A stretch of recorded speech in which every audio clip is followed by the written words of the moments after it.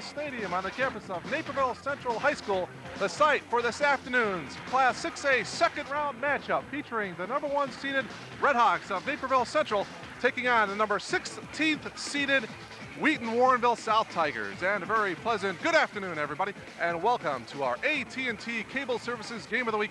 My name is Mark Kruger. Glad to have you along this Saturday afternoon. What a great matchup we have here. A rematch of week number 4 of the regular season between these two DuPage Valley Conference powerhouses.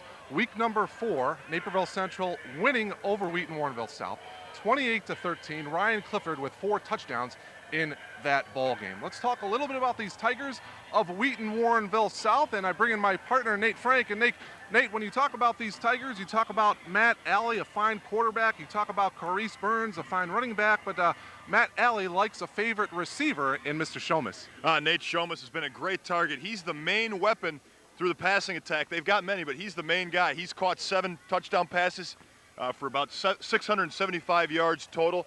He is the main guy they're going to look for throwing the football today, and Matt Alley can get it downfield to Shomas. They're going to be very well off. Nate, as for the Tiger defense, which is giving up only 11 points per contest, you look for those Bash brothers. We talk about Mr. Duffy and also the other one, Ryan Conway. Conway last year started as a nose guard. He's back as the inside linebacker. And he's a big inside linebacker at that. He's 5'11", about 225 pounds. He's been involved in 65 tackles. He's a special teams guy as well. He's blocked a punt and had a fumble recovery. He'll really try to disrupt and be a big key to trying to stop that Naperville Central vaunted running attack. Well, you talk about that running attack and the offense of Naperville Central. You know, you talk about their offensive line, you talk about the quarterback, Owen Daniels, the fine wideout of Kevin Noel, but really, Nate, it starts with Ryan Clifford. Well, Ryan Clifford is a name that strikes fear into defenses across the state of Illinois. He is a tremendous talent. He's got speed, he's got tackle breaking ability. He's racked up 1,775 yards. He's scored a whopping 37 touchdowns this year. If they can go all the way, he's got a chance of breaking the state record of 48 TDs. Unbelievable. And when you talk about the Central defense, a great group of linebackers themselves. Defensive coordinator is John Urban, led by his son, Scott. Well, Scott's been terrific at inside linebacker. He is a force to be reckoned with. This Naperville Central coaching staff listed inside linebacker play as one of their keys to this game. If they can get good play out of Urban, which they've gotten all year, they can really do well defensively. Nate, we had the opportunity to talk to the two head coaches of these fine football programs, Coach Thorne of Wheaton Warrenville South, Coach Joe Bungie of Naperville Central. Let's begin with Coach Thorne.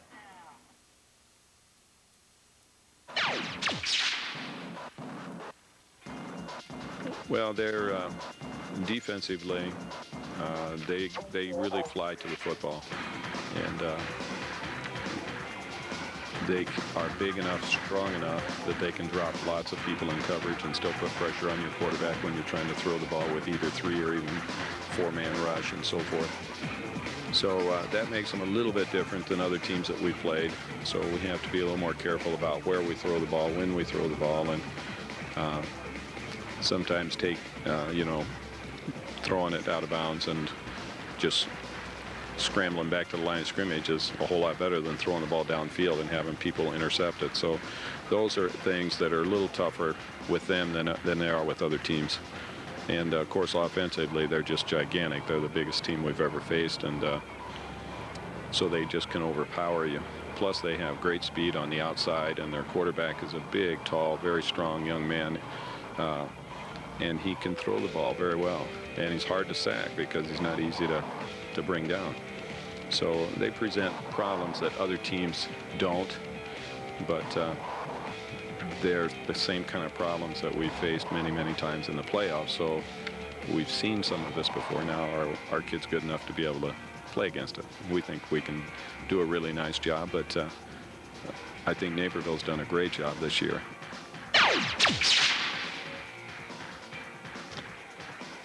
We don't expect them to change a lot in what they do. There's only so much you can do. They're going to throw the ball, and they're going to use their players, Shomas and Burns and Collins. You know, they're going to try and get those people the ball, and we just have to be aware where these people are in the field all the time.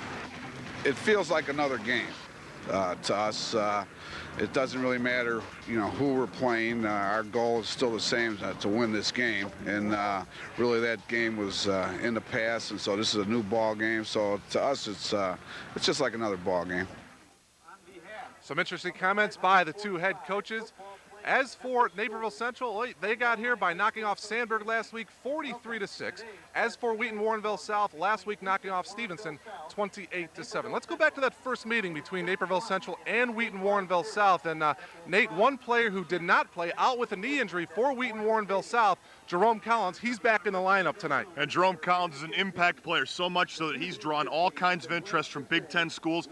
He's predominantly known as a receiver, and a very good one at that, but about 4 games ago, they moved him over to the defensive side of the ball as well. They're using his size, his strength, his quickness to disrupt things from the outside defensively. He is a factor in something that could tip the scales a little bit back more towards Wheaton Warrenville South. Let me ask you, Nate, now the second time these two teams are playing here this afternoon, does it favor one team or another in your opinion?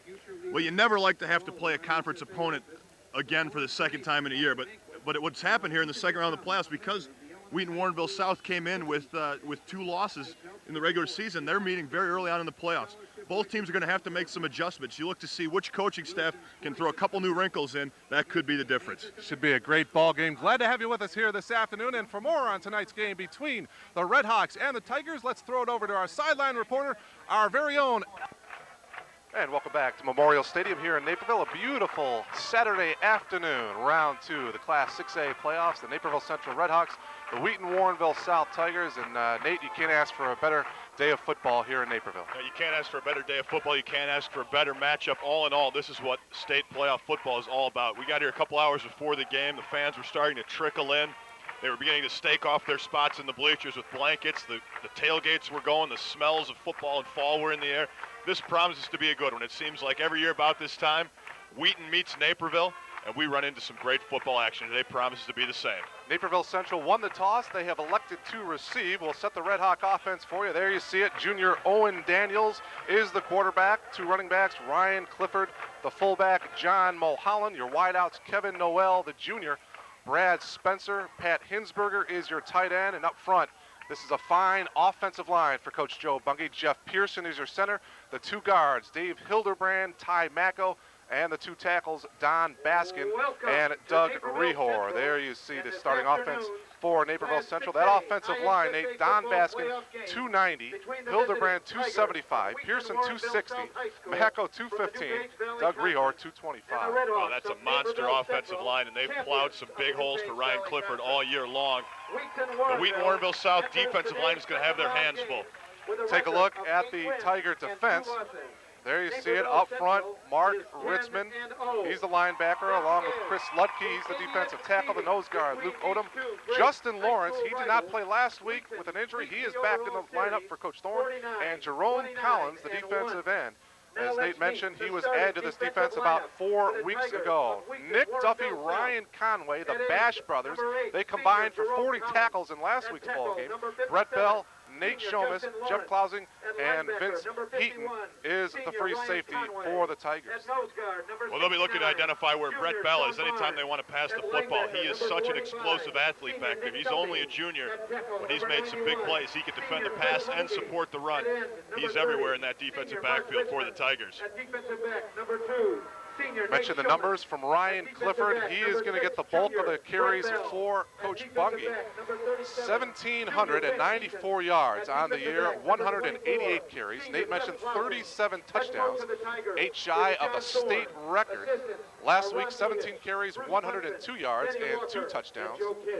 And in that first meeting between Central and Wheaton Warrenville South, he carried the ball 25 times, 176 yards, and all 4 of the Red Hawk touchdowns.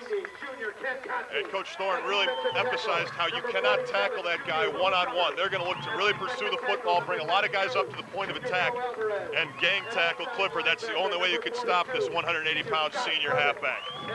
Just a reminder that this afternoon's game between the Red Hawks and the Tigers being brought to you by Giordano's. Give them a call today. There you see the 2 locations. That's my location, the Glen Ellen location, 790-1717. They make a delicious pizza over there, and one that we get to sample, luckily, week in and week out. As do we at 796 Royal St. George Drive in Naperville. Give them a call today, 717-6446. That's 717-6446. And Nate, before the national anthem here, this afternoon. A moment of silence for the great one, number 34, Walter Payton. And Nate, he certainly will be missed. What, not only a great football player on the field, but a tremendous person off the field as well. Well, it takes something like this, unfortunately, to make people reflect on what a great man and what a great football player he was. Every morning this week, waking up and reading the paper and the testaments to his life, the things his teammates and the public and people who knew him well had to say, you realize what a great person he was, and it also was a great chance to reminisce about the glory days of Chicago football, of which he was the key component. And you're right, Mark, he will definitely be missed. Memorial service at Soldier Field going on as we speak here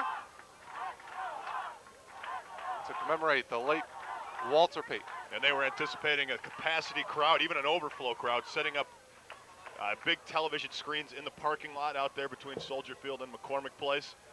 If they're not down there paying homage to that great running back, football fans know where to be. They're out here. We've got a great capacity crowd on hand here at Memorial Stadium. Both sides filled up, the sidelines starting to pack up, even some fans trickling over into the end zones and along the fences towards both end zones. 56 degrees, really no wind to speak of. Bill Stockstill will kick it off for the Tigers. Stockstill's done a good job of handling the kicking duties. He's been very accurate from short range in his field goals, great on the extra points. And he's got a pretty solid leg, although a lot of the season it's been Brett Bell handling the kickoffs.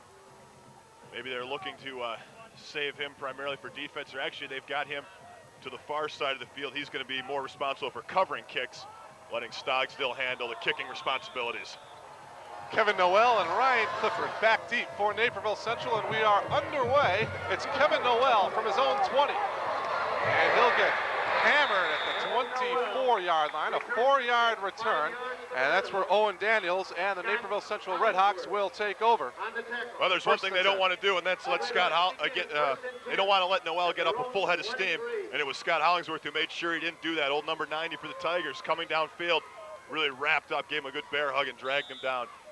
So good job of coverage by the Tigers, and it'll keep the Redhawks well in their own territory to start today's initial drive. Kevin Noel comes split out here on the near side. Spencer to the far side.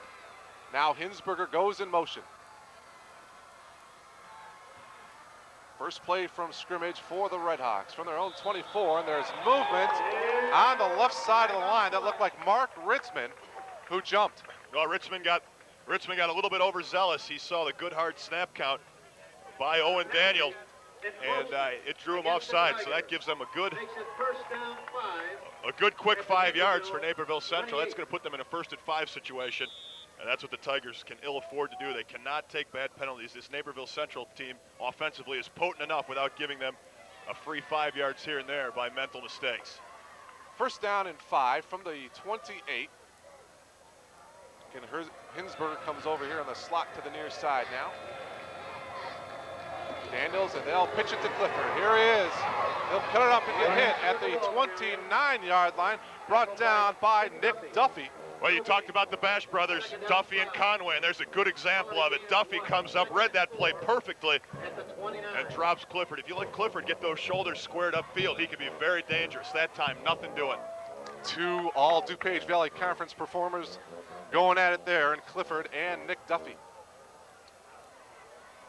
2nd down and 4 now for the Redhawks, and again it's Clifford. He'll get across the 35, and he'll get tackled at the 38-yard line. Should be enough for a 1st down. Vince Wheaton, the tackle for the Tigers. And a good job of blocking. They really opened up some good holes on that left side. Don Baskin was over there, as well as number 67, Jeremiah Zickerman. Set the officials for you. The referee, Bob Steves. Umpire, John Steves. The linesman is Tom Holba. Line judge, Bob Flores. And the back judge is Henry Wilson. And it sounds like the referee's got his microphone running constantly. We're getting a very up-close look at what's going on down there on the field. Well, here's a pitch to the far side now to Clifford. He'll get across the 50 to the 45 and brought down at the 42-yard line. Again, Wheaton with the tackle. Oh, and what a tremendous block by Jonathan Mulholland coming up from the fullback position. He absolutely cleared out Brett Bell, who was there to make the play. That was all Clifford needed to spring it well upfield and make the initial penetration into Wheaton Warrenville South territory. So the Red Hawk offense looking efficient here early on. 18-yard gain that time for Ryan Clifford. They spotted at the 43. Here's another look.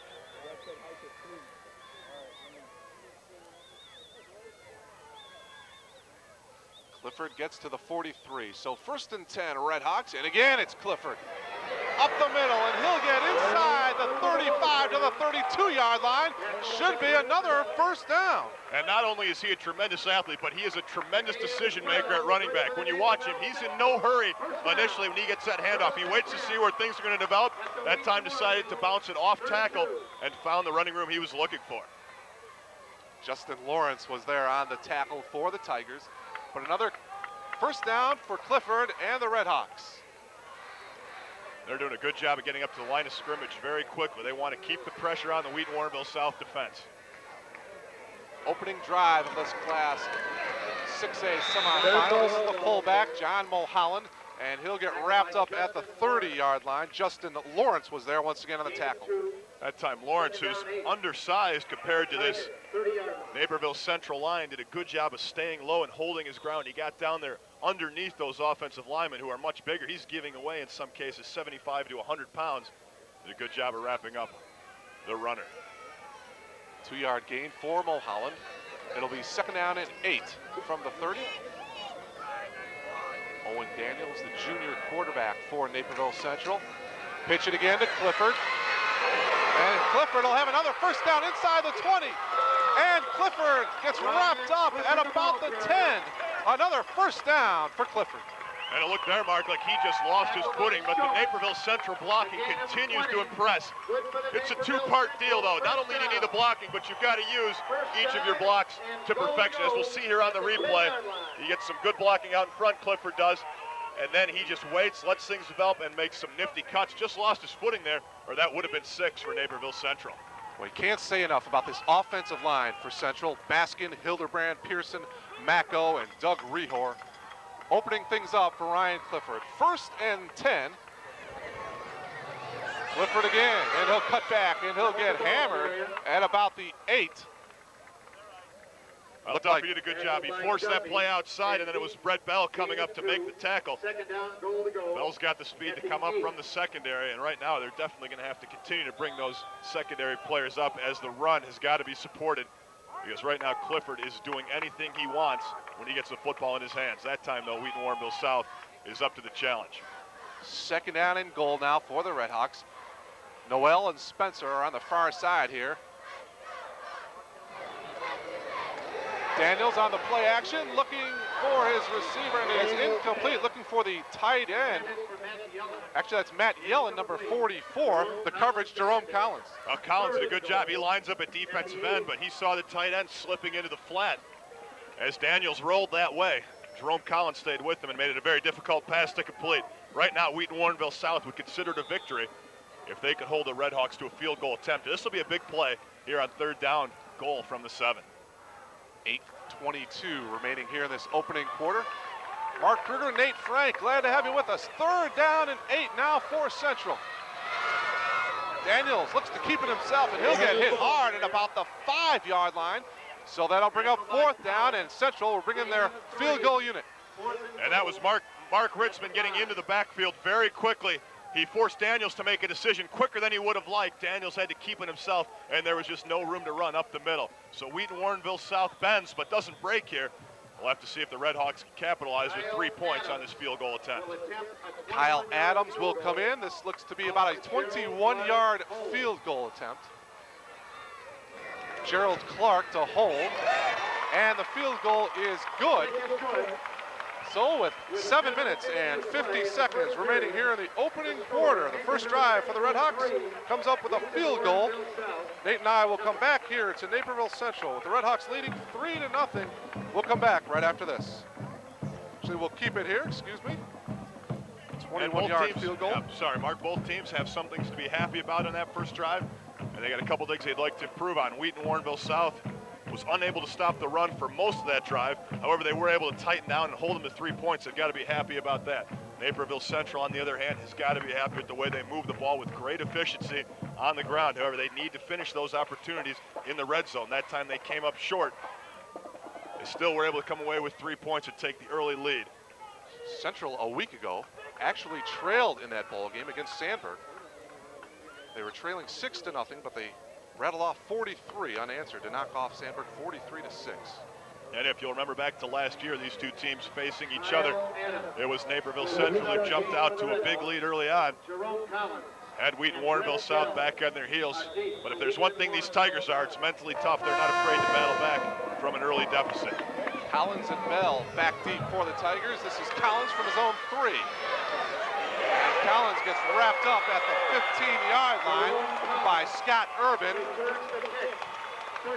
And it was Urban who made the tackle, but credit Nick Zarante. He was the wedge breaker. Number 49 came flying down in there, broke everything up, and allowed the guys trailing the play to wrap it up. And right now, the Naperville Central defense has Wheaton Warrenville South pinned at the 16. They'd like to keep them there, get them 3 and out, and see if they can punt. Matt Alley on to try to move the Tigers downfield. Matt Alley get to his numbers, 130 of 207. 1,641 yards and 15 touchdowns on the year for the Tigers. Home setback is Maurice Burns. And he gets the carry. He'll cut it back up about 2 yards on the play to about the 19-yard line. We'll set the Tiger offense for you. Nate mentioned Matt Alley, the quarterback. There you see Maurice Burns, the 4 wideouts here, Jerome Collins, Nate Shomas, Chris Johnson, and Mike Ferguson. Offensive line, Jeff Simpson, Jake Erdmanis, Will Braga, the all DuPage Valley Conference performer, Craig Schobert, and Chris Eklund. Braga is the guy in the middle. He handles all the leadership responsibilities for that offensive line.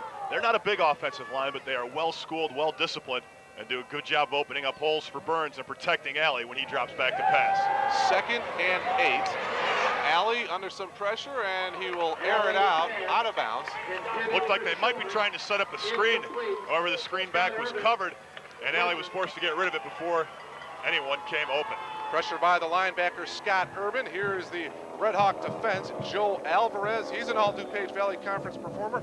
Ken Kotke, Luke Summers, Scott Urban. He is also all conference performer. Ryan Amberson, Matt Paremba, and Drew Kosis. The linebacking core, Brian Eula, Brett Anderson, Joe Havik, and Gerald Clark, your secondary for the Redhawks. So 3rd down and 8 now for the Tigers from the 18. And they give it to Jerome Collins. And Collins cuts up. He'll have the 1st down for Wheaton Warrenville South at the 29-yard line.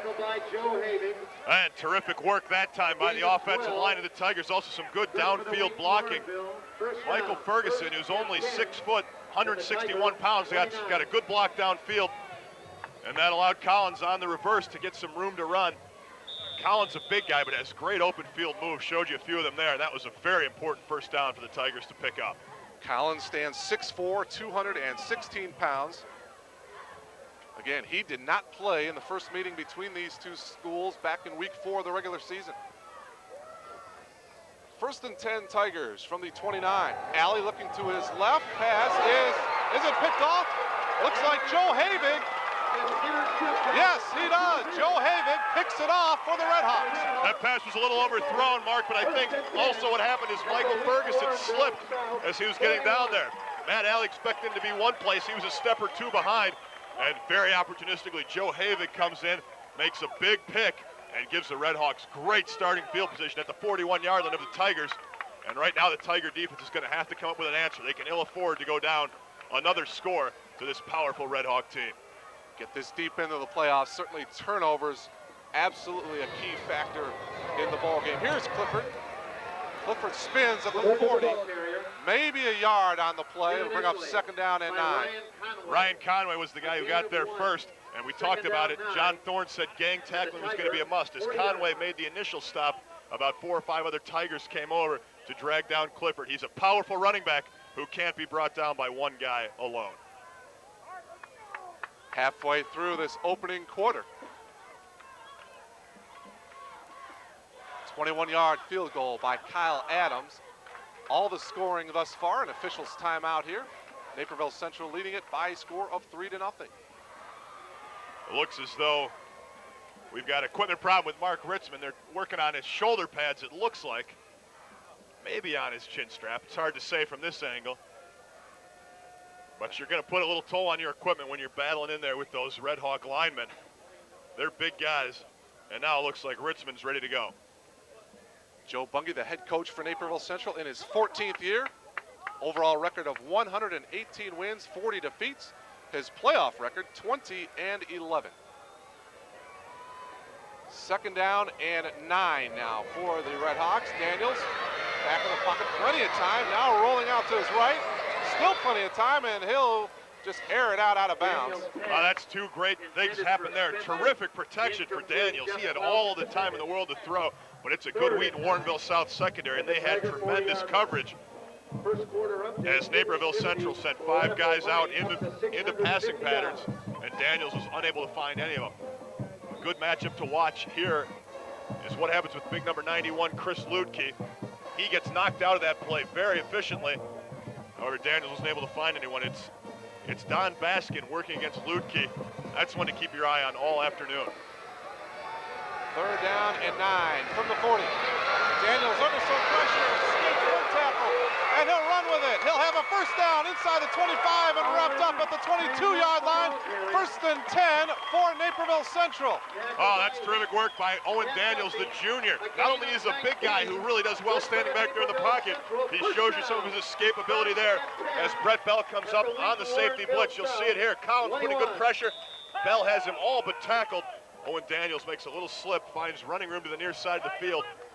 And the Redhawks have the ball at the 21-yard line of the Tigers, looking to put another score up on the board. 5 minutes and 15 seconds to go here in this opening quarter. Here's Ryan Clifford. And Clifford gets tackled there by number 91, Chris Lutke. No gain that time. Good defensive pursuit by the Tigers. And there's Lutke, who we talked about. He's only 5'10". He plays nose tackle, and he only is 186 pounds, so he's undersized in every area except in the area of heart. He really works hard. That time he pursued the play as Brett Bell slowed it down. Ludke came over to drag down Clifford, a loss of 1 on the play. Wheaton Warrenville South won the Class 5A title back in 1992. And of course the Class 6A title in 95, 96. And of course last year's great team capturing the title in 1998. Daniels to the air, pass is complete to Spencer inside the 10. Should be enough for a first down. It'll be first and goal for the Redhawks. Coverage that time by Jeff Klausing, and he was just a step behind the play. He tried to come in and break that thing up. Got there a step, maybe just a half step too late, as we'll see here again. And a great job of hauling in that football by Brad Spencer. I thought he might be able to turn that thing upfield for the touchdown. As is, the Redhawks are back down inside the 10, looking to do more this time than just put a field goal on the board. First and goal. And the give is to Ryan Clifford. He'll get inside the 5, wrapped up at about the 3. It'll be second and about 3 yards to go.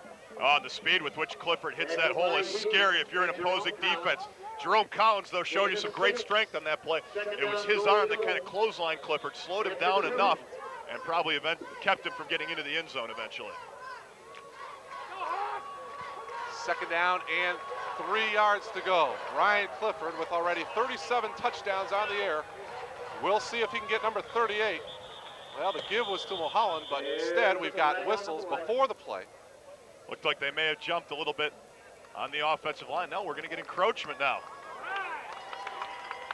So Central will get the ball half the distance. Dead ball, encroachment, defense. It'll remain second down. That's going to move to about the 1.5 yard line. And this is Ryan Clifford territory. You don't get 37 touchdowns in a season to this point unless you finish every time you get the football down in this area. Wheaton Warrenville South is really going to have to rise to the occasion to keep Naperville Central from putting 7 points up on the board right here. Second and goal for the Redhawks, looking to add to their 3-point lead here. Daniels and the give, and he is in. Too much power and a great surge. It was Baskin again along with David Hildebrand clearing things out. And Wheaton Warrenville South is now back on their heels as they're down 9 early on, 3:15 left to play. in the first quarter, could be down 10 pending the outcome of this extra point try by Adams. Touchdown number 38 on the year for Ryan Clifford. Now Adams will come in for the extra point attempt. Gerald Clark holding. Snap, good hold, and the extra point by Adams is good. Not a lot of leg behind an extra point, but plenty from that distance. And it's 10-0, Naperville Central. We get another look at that touchdown, you're going to see exactly why Wheaton Warrenville South needs to stay out of short yardage situations. Not only is Clifford a very powerful runner, but they're giving away a lot of size in the trenches. It's very tough to keep them from picking up a yard or 2 yards when they need to. So Naperville Central feels very confident what they can do running the football in short yardage. Wheaton Warrenville South, on the other hand, needs to try to stay out of those situations and force them into second and third and longer type of opportunities. Here you get a look at it. Watch the great blocking, and then Clifford driving over and getting in for the score. These two teams meeting last year in the playoffs. They actually met in the quarterfinals. Of course, Wheaton Warrenville South defeating Naperville Central 40-26. Corrice Burns had a big game for the Tigers last year, running for 228 yards and 3 touchdowns. Naperville Central looking to knock off the Tigers here this afternoon to move on for their possible first state championship in the history of the school. Which is hard to believe, as many great football teams as they've had here. This could be the year, however, Mark. Collins from his own 5, and he'll get across the 25 to about the 26-yard line. 21-yard return. Actually, that's Brett Bell who returns it for the Tigers, and that's for Matt Alley, and the Tigers take over. Very important to put together a sustained drive here. Obviously, if you're Wheaton Warrenville South, you'd like it to end in a score. But right now, the most important thing is that your defense, the Tiger defense, has been on the field way too long. They're going to get overpowered and worn out by the big Naperville Central team. So at the very least, the Tiger offense needs to hold on to the ball, pick up at least a couple of first downs, and give their defense a chance to rest. So we'll see here if Matt Alley and the Tiger offense can put together a drive here for their own 26. This is Corrice Burns. Burns breaks a couple of tackles and gets brought down at about the 35-yard line, a 6-yard carry, 2nd and 4. Burns is the guy to watch. You said he had a big game here last year. It was kind of his coming out party as a junior. He'd been running well all year long, but that was the game where people really stood up and took notice of just the kind of player he was. He's been sick all week. He's got mono, and he looks like he's running well today. We'll have to see how he does as the game wears on and as fatigue becomes a factor. Last week, he rushed for 120 yards and 2 touchdowns in their victory over Stevenson.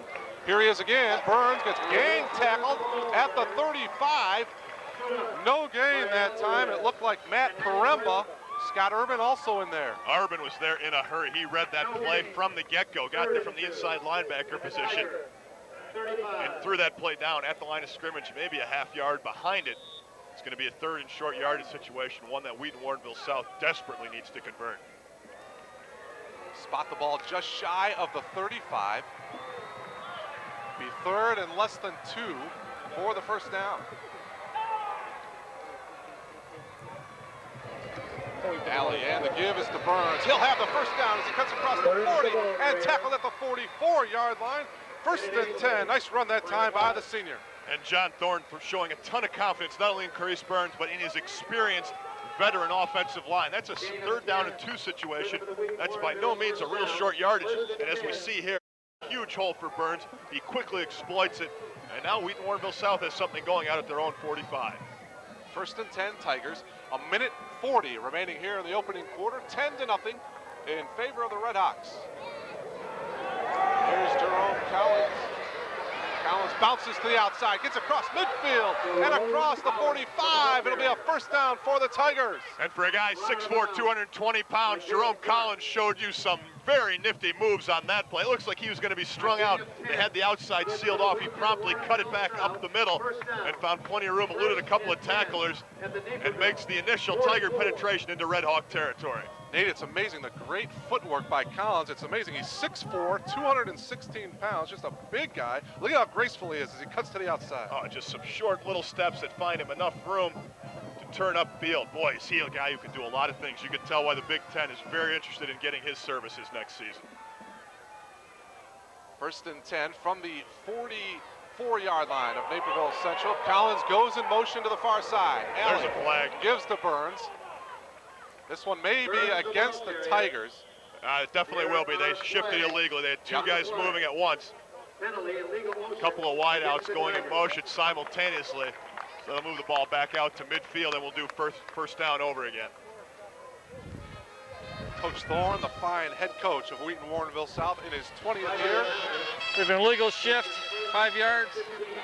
Offense, repeat first down. And he's put together quite a run. It's been about the last decade that Wheaton Warrenville South has been a dominant presence here in the DuPage and in the state football scene. It all started when his son Jeff Thorne was playing quarterback.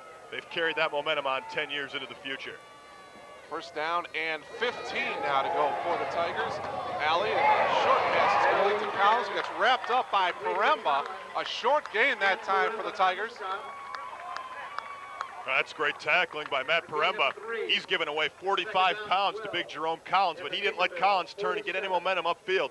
He hit him immediately after the catch and dragged him down. Only a gain of 3 on the play. We're going to see Wheaton Warrenville South in another passing situation on 2nd down and 12 yards to go. Coach Thorne's overall record, 167 wins, 57 losses. His playoff record, 37-7. 2nd and 12 now for the Tigers. Handoff is to Burns, and opening up the middle, and Burns makes a move inside the 40 to about the 30. First down for the Tigers. Carice Burns comes up big again. Well, so much for a passing situation. They run the draw play, and we talked about it. Bill Braga opening up some big room up the middle along with those two Wheaton Warrenville South guards, Erdmanis and Schobert. Burns is so quick hitting the hole. He gets into that defensive secondary, and he's very difficult to bring down. Half a minute remaining here in the opening quarter. Mark Kruger and Nate Frank glad to bring you this second round action here on AT&T Cable Services. 10-0 Redhawks. Burns is the lone setback. Alley looking to the air, to the left. And it is well overthrown, intended for Mike Ferguson. And it looked like that play might have been misread. Ferguson ran about a 10 and out. It looked like Alley was expecting him to keep going. He threw more of a fade route on that play. It's a shame for the Tigers because Ferguson had found a little seam behind the defense. If Alley gets that ball down there, it's definitely a first down, maybe more. Tiger offense averaging just about 35 points per game. Although in the last 3 games, Nate, they have turned it up a notch, scoring 129 points in the last 3 weeks, about 43 a game. Here's the end around here to Collins, and he'll try to cut to the outside, but nothing doing there. Drew Kosis, number 46, with a nice tackle on Collins.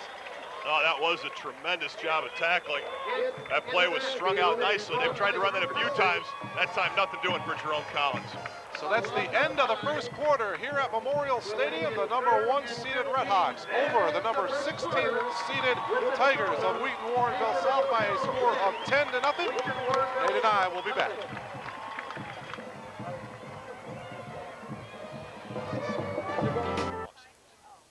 Mark Kruger, Nate Frank back here at Naperville Central. Pretty impressive first quarter. The number 1 ranked team in the state, the number 1 seed Redhawks on top, 10-0. And we get started here with a crucial play. I got to believe Wheaton Warrenville South is in 4-down territory. It's their best penetration of the ballgame on their second drive. They got a 3rd and 15. Looking to maybe break this up into 2 plays, not try to get all 15 yards back right away. 3rd and 15 from the 35, and Wheaton Warrenville South calls a timeout here to begin this second quarter, and we'll send it down on the field to our sideline reporter, Lisa Prati, with more on this afternoon's game. Lisa, take it away. I'm here with Tom Clifford, whose son plays for Naperville Central. He's Ryan Clifford, the phenom on the team right now. Tell me, how did he actually prepare for today's game? Because it's such an intense game, and it's the second round of playoffs. I'll be honest with you, Lisa, I haven't seen him in a couple of days. I've opened up the Ultimate Sports Dome here this weekend, and I've been pretty busy with that. And by the time I get home, he's in bed by 9 o'clock. Well, tell me a little bit about what his college prospects are. Does he have any idea right now where he'd like to go? Well, right now we're just waiting and seeing if there's any more offers. Ball State offered last week, and there might be a few more schools like NIU, and hoping for some Big 10 or Big 12 interest, but we're going to have to wait till after the season for that. Okay, well, in talking to him throughout the season, could he have even imagined Naperville Central going undefeated thus far? Oh, Oh, I think the team knew they were going to be pretty good this year, and I think they were aiming nothing short of a state championship. And I think that they worked awful hard in the offseason. I think this is where they want to be right now. Well, definitely the number 1 in the area and number 8 when it comes to the USA Today's polls, which actually they may have even moved up from then, from a couple weeks ago. That's something that's really impressive, though, too, to have a team from this area be ranked in the top 10. In the country? Yes. Well, you know, Naperville Central's been ranked in the top 10, I think, 3 out of the last 5 years, but we gotta see this to the end. Okay, well, congratulations. Your son's such a wonderful person. And what we're going to do is during the halftime, we have a feature story on Ryan Clifford. I go one-on-one with him. I'll send it back up to the guys. All right, Lisa, thank you very much. Looking forward to that halftime piece with Ryan Clifford. Thank you, Mr. Clifford, as well. And that critical third down there, Nate. Carice Burns out in the flat, but a fine tackle by Scott Urban, forcing the Tigers with a 4th and 15 situation here. Well, you're seeing just what an athlete he is. Carice Burns is not an easy man to wrap up in the open field, but Scott Urban came over and did just that. If Wheaton Warrenville South had been able to pick up 5 or 7 yards on that play, odds are they go for it on 4th down, because punting becomes almost obsolete if you get any more yardage. However, Urban's great tackle for no gain has forced the Tigers into a punting situation. So the Redhawks defense holds here. We'll turn it back over to the offense and see if they can march downfield for their 3rd straight score to start off this football game. This rivalry between Wheaton Warrenville South and Naperville Central actually started way back in 1913. The Tigers hold a 49-29 advantage. There has been 1 tie. That 49-29 tells maybe a historical story, but the story of the last 10 years have been epic battles whenever these two teams meet.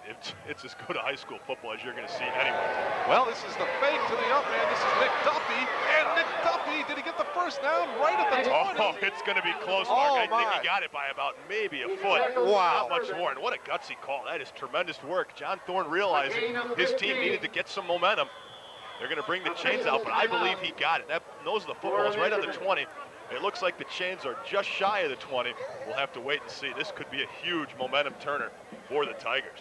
We take another look. There's the end of it, but Nick Duffy, he's certainly the man you want. And worst case scenario, you figure punts from there anyway usually sail in to the end zone. You get the ball at the 20, so one way or the other, Naperville Central takes over at the 20. This is going to be very close, and they are just short of it. Unbelievable. They couldn't have been any closer to a first down. But man, oh man, a gutsy call that almost comes up big for the Tigers. The Redhawks, everything seems to be going their way so far in this one. Came up about 2 inches shy. You can't be any closer than that, Mark. Unbelievable. What a great call, though, by Coach Thorne. Almost pulled it off. And now it's time for this Wheaton Warrenville South defense to step up. They've had some time. They got the rest they needed. They got to shut down Daniels, Clifford, and the rest of this Redhawk offense and try to get the ball back in good field position for their offense to continue to go to work. Redhawks go to work now. 1st and 10 from their own 20. Daniels on play action to Kevin Noel on the far side, and it is incomplete. He was out of bounds. The coverage there, Nate Shomas. Well, Shomas had coverage, but boy, Noel was open initially. That ball may have hung up there just a little bit too long.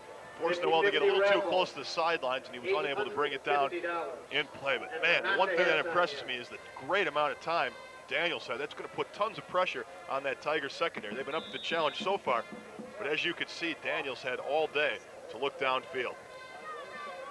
No Tiger defender, as you mentioned, close to Daniels. All the time in the world back there.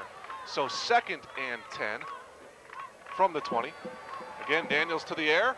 Lets it go to the far side, pass complete to Noel, and he gets wrapped up by Shomas to the 33. Enough for a first down. And right now what we've seen out of the Tigers is they are trying to give a little bit of a cushion to these Redhawk receivers. They're giving them about a 3-yard cushion, and then when Daniels gears back and throws, they're trying to break on the football. It's worked a couple of times, but for the most part, Daniels is getting the ball there too quickly.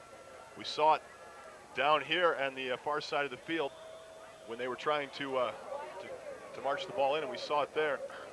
Daniels' arm just too strong, and these defensive backs for Wheaton Warrenville South are going to have to play a little bit tighter, or the Redhawks will continue to pick them apart in the passing game.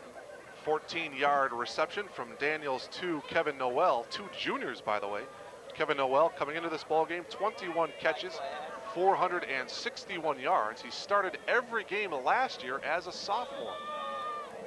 He's split out on the far side now for the Redhawks. Brad Spencer is over here on the near side. First and 10 Redhawks from their own 34. And here's Clifford. And he'll get across the 40. Duffy brings him down at the 45. Should be another first down for Naperville Central. And just when it looks like he has nowhere to go, that hole was pretty well closed off by the Tigers. Clifford goes it alone, spins it outside, and picks up a solid 10 yards. That just shows you how good he is. Anybody can run through a hole, but when it's gone and you got to improvise, those are the great runners. Clifford showed you there just how good he is. 10 minutes, 30 seconds remaining here in this first half. Central leading it 10-0. Central from their own 45 here. Daniels, the pitch to Clifford. Clifford will cut inside, get across midfield. He's inside the 40, inside the 30, and pushed out of bounds at the 15-yard line by number 21, Matt Fennig. And you don't run the option any better than that. Daniels held on to the football as long as he could, made the pitch, and then the key block by Jonathan Mulholland, opening up a great lane for Clifford to run through. Take another look at it, and I want you to watch number 33, the fullback, as he comes out and absolutely lays out the Wheaton Warrenville South defender, and Clifford able to do the rest from that point forward. Looked like that was Vince Wheaton who took the hit from Mulholland. First and 10 Redhawks from the 16-yard line. It's Clifford again, up the middle running. He spins to about the 14-yard line, 2-yard gain, 2nd and 8. Richmond came flying in there. He also got some help from Sean Barnes. Barnes digging in low. Richmond hitting high, and Clifford held to a 2-yard gain. Winner of this ball game will take on the winner of the Larkin-Jacobs game, that one being played later on this afternoon. 2nd and 8 from the 14. 9:36 to go here in the second quarter. Big play here. Like we said, you got to keep Naperville Central out of those 3rd and short situations. Daniels to the far side. Boy, that defense, as it goes through the hands of Spencer, but Shomus sagging off a lot there, Nate. He sure was. I actually think that was number 21, Matt Fennig over there. He was giving him a good 7 yards of cushion. Daniels got a little bit too much air under that football and overthrew his intended receiver, Brad Spencer. Spencer, not a real short guy. He's 5'11", but that pass would have been better suited for a guy about 6'4", 6'5". So now on 3rd down, the Tigers look to make a stand and force the Redhawks to attempt a field goal of about 30 yards.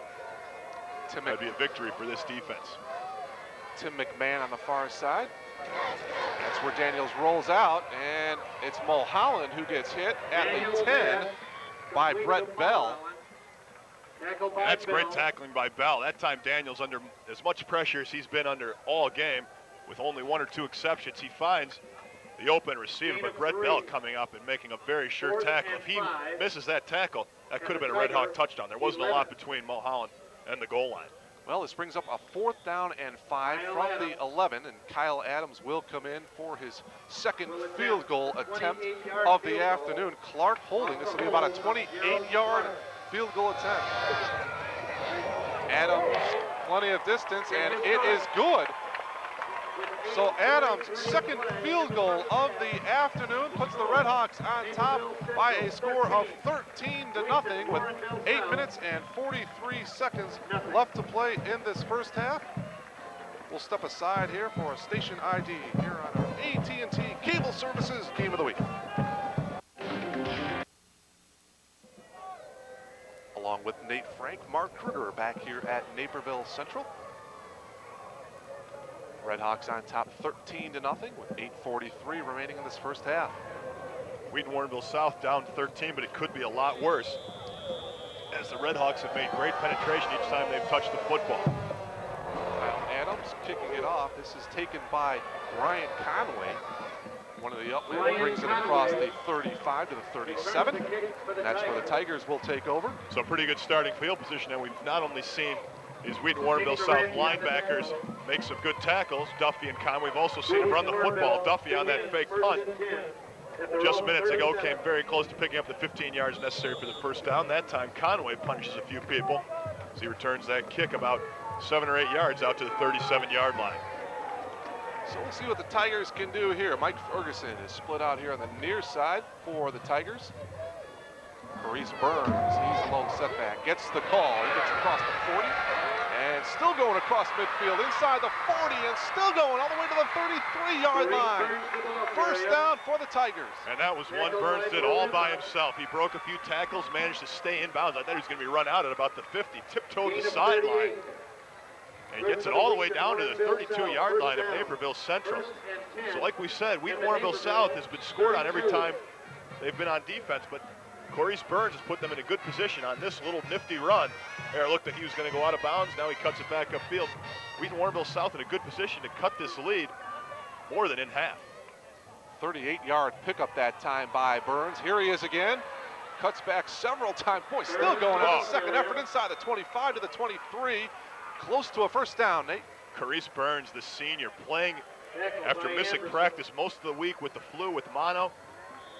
And he is playing like a man possessed. His runs so far today have been tremendous, and most of the yards he's picked up has been on great individual efforts. Great cuts, great spin work, breaking a few tackles as he did there, and they'll be very close to a first down inside the 23 at about the 22-yard line of Naperville Central.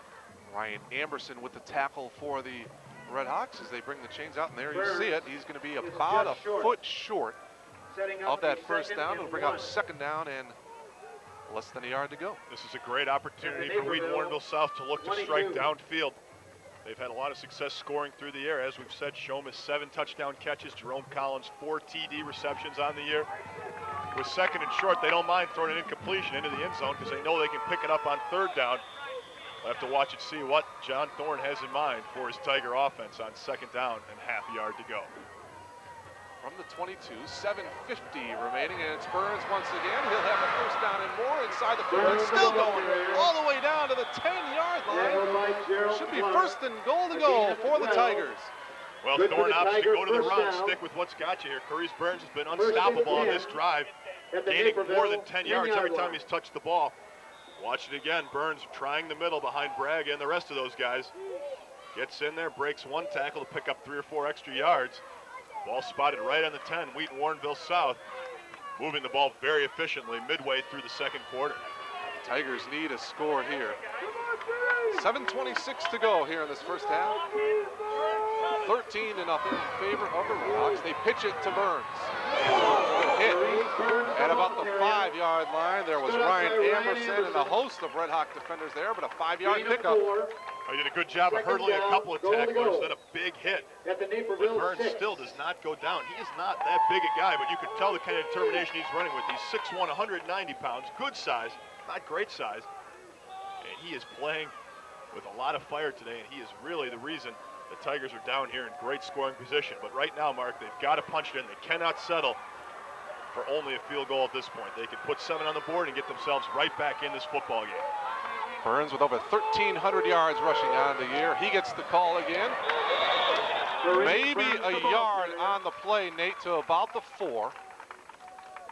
Well, right now, Naperville Central bringing everybody up to the line of scrimmage. They're going to play strength on strength. If the Tigers are going to continue to run Maurice Burns, they're going to say, hey, we're going to bring everybody up, and we're going to plug all those holes. That time they do a good job. It'll be very interesting to see what happens here. Almost 5 yards to go to get into the end zone. Will they look to pass, or will the Tigers go back to Maurice Burns? Once again, he's been the only man to handle the football on this drive that started way back at their 37-yard line only about 2 minutes ago. Timeout. Well, it looks like the Tigers will take a timeout here. A critical call here. 3rd and goal from the 5 with 6 minutes and 1 second remaining in this first half. And I would almost think, Nate, with everybody keying on Burns in this drive, maybe a little play action for Coach Thorne. I'd like to see some play action. Matt Alley does a good job of rolling out. Fake the handoff to Burns, roll him out, send big Jerome Collins in the same direction, rolling in the end zone. He's a big target. The type of thing that Alley can find, even if the pressure is heavy. You got to feel like the Tigers want to score here. They need a score here, but most importantly, they cannot make a mistake. They can ill afford to throw an interception or turn the ball over in any way. They've got to come out of here with some kind of score. They'd like it to be 7, but if need be, they can settle for 3 and still feel very good about where they stand here in this football game. There's a lot of time left, even in the first half, and there's still a whole second half of football to be played here this afternoon. Nate, we've got some second-round finals from last night. Schaumburg knocking off Downers Grove South 31-14. How about York, the number 30th seed, knocking off Plainfield 35-0. and extending the career of Coach Gary Growinkle, who's set to retire at the end of this year. Apparently they'd like him to stick around for a little while longer. They're hoping at least 3 more games. After 29 years of coaching. All right, here we go. 3rd and goal, Tigers. Oh, it's picked off! Oh my goodness, that's what we talked about they couldn't do. All the way back to the 38-yard line. That's number 49, Nick Zarante. Zarante's been huge on special teams today, and now he comes up big defensively. We talked about how the Tigers could ill afford to turn that ball over. Alley under heavy pressure. Rushed that pass. Didn't look like he had anybody open. Zarante steps in front and returns the ball from the goal line all the way out past the 39-yard line of the Redhawks. And what a backbreaker for Wheaton Warrenville South after a great drive. Look at a little bit of pressure for Alley. He threw it up, looking into the end zone. Zarante saw it all the way, went up and made a good grab, and then a very athletic return, 40 yards for the Redhawks. Well, we were thinking along the same lines of Coach Thorne. Now Daniels here to the near side. Pass is complete to Kevin Noel, and Noel gets shoved out of bounds at the 43-yard line. This one's coming back. We had the illegal shift. So a big break as Noel got out, was wide open. Daniels found him. It'll come back to about the 35. And you called it on that last play. The Tigers ran. The play action was exactly the call, Mark. You read it well. But apparently the Redhawks had the same thing in mind, and that play was well covered. There was nowhere for Ellie to go. The only thing he could have done was to throw that ball out of the end zone or take the sack. And illegal motion, the offense, 5 yards. Motion against Naperville Central will be 1st and 15. Zarante, 6'2", 220-pound senior, coming up with a huge interception. And that's a very uncharacteristic mistake for Matt Alley. He's only thrown 6 interceptions all year, that to 15 touchdowns. He's a good decision maker back there that time. Did not make the best of decisions, and as you said, Zarante there to capitalize. 1st and 15, so Ryan Clifford back toward Brett Bell with the tackle at about the 39-yard line. Seems to me that Brett Bell's been a name we've called almost every time. Not only is he doing a pretty good job defending the pass, but he is everywhere against the run. They like his speed and strength. He's the type of guy who's a very effective weapon in combating this powerful running attack of the Redhawks. It seems like he's been in on just about every defensive stop. 2 other finals from last night. Glenbard East knocking off Fremd 12-7, and Downers Grove North over Warren 21-11. Daniels looking over the defensive unit of the Tigers. Quick drop to the far side. Pass is complete to Noel, and he gets pushed out of bounds right at midfield. He's going to be very close to the first down. He may be just a half yard short. So he got knocked out of bounds by Shomas. You mentioned some of those scores. The DVC, DuPage Valley Conference, once again representing themselves very well in the state playoffs. This time, one of the people doing it, though, is a very unlikely candidate. Glenbard East, for the first time ever in the IHSA state playoffs. They obviously liked the taste of it as they went up to Palatine, knocked off a tough Fremd team, and continue to roll. The West Suburban Silver Conference also doing a good job behind strong showings by Downers Grove North and York. They're a conference to be reckoned with as well. Great football here in this area. 3rd and inches to go, and the Redhawks will have the first down as Daniels keeps it himself.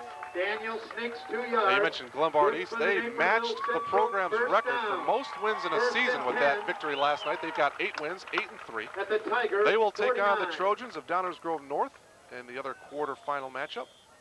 That should be a good one. That's an 11 against a 12 seed. 2 teams that are surprising people, beating some tough opponents. It was Downers North last week, knocking off the team from across town here, Naperville North, and the game you covered in was a real barn burner. Downers Grove North had a great run last year. They're looking to do the same thing this season. 1st and 10, pump fake, Daniels.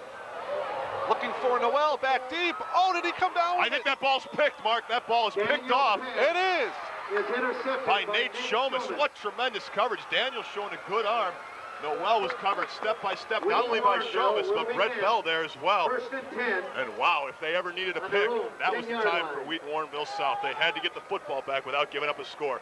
Look at this tremendous step-for-step coverage. Boy, those as guys. Shomas and Bell converge on the play. All and Shomas showing the hands that make him not only a great wideout, but a very good defensive back. All of them got up in the air, too. Shomas, Noel, boy, they can jump. That is a big play. Man, you don't see many prettier picks than that one. Actually, that is Daniels' first interception of the season, believe it or not. That's pretty good efficiency. 1st and 10 now, Tigers. We'll see if they can capitalize on the turnover from their own 10. Alley out playing on the far side to Collins. Collins makes a couple of moves to about the 17-yard line, about an 8-yard gain. So second and a couple, 4:23 to go in the first half. Some good blocking on the far side there. It looked like Mike Ferguson threw a couple blocks. Chris Johnson blocking as well. You get those wideouts out there. Making some hits, making some sticks, freed up Collins. Pick up 8.5 yards on first down. Second and a short 2 for the Tigers. This is Corice Burns, and Burns up the middle running will have the first down for the Tigers to about the 24. Such a shifty runner Burns is. It's almost like his hips are on a swivel as he's cutting back and forth. Makes a couple moves even before he gets to the line of scrimmage just to set up the defense for the move that's going to break him on that play. So first down, just under 4 minutes left to play. The Tigers have plenty of time to march downfield. They don't need to feel like they've got a rush here at all as they send 3 wideouts to the near side. Alley on the draw, Burns across the 30 to about the 33. Pretty good pickup of about 6. Anderson and Amberson. Boy, a big defensive play by Nate Shomas to pick off Owen Daniels' pass now here with 3:30 left to go in the first half. And a score here for the Tigers could really erase a lot of bad taste they might have in this half. They've been outplayed by the Redhawks. If they can march down, they can cut this lead in half going into the locker room. Burns hit hard by Scott Urban. Tackled by Scott Urban. 2-yard gain that Gain time. of a yard. We said Brett Bell's been on just about every run stop for the Tigers. It's been Scott Urban all over the place defensively from outside linebacker for the Redhawks. We featured him in pregame. We said how important his play was going to be against the running attack of Corice Burns. And he's answered the call here so far this afternoon.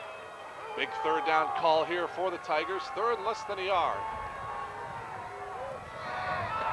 It's Burns, the ball carrier, should have the first down as he scampers to the 36. Indeed, a first down for the Tigers. Not a lot of room to run, but just enough as he found some room behind Daniel Coles, a 5'10", 220-pound, the 6'3", 250-pound guard, clearing just enough space to get the first down. Tigers moving the ball slowly but efficiently, and they've still got 2:40 left to play in this half to get down and get into scoring position. From their own 36, Alley pump fakes. Pass is incomplete over the head of Mike Ferguson. And I think when Alley sees the film, I'm sorry, Mark, when Alley sees the film, he's going to wish he had gone underneath. That pump fake freed up Nate Shomas cutting over the middle. He would have had plenty of room to run at about midfield and could have really broken that into a big play. Alley chose to go to Ferguson, and there was not a lot of room there as the coverage, like you said, was very tight. Joe Havig, the corner, was there on the coverage for the Redhawks. So that'll bring up second down and 10 for Wheaton. 2:30 remaining here in this first half. And the draw to Burns. Burns looking to cut to the outside, and he'll get wrapped up at about the 44-yard line. It's going to bring up third and about 3 yards to go. Joe Alvarez was there on the tackle for the Redhawks. Alvarez did a good job of staying with that play. He got caught inside a little bit, but stayed behind it. As some of the pursuit slowed down, Burns, he came up from the backside to make the play. Otherwise, Burns would have definitely picked up the first down and maybe a little bit more. Ferguson, Jerome Collins, and Chris Johnson. 3 wideouts here to the near side from the shotgun.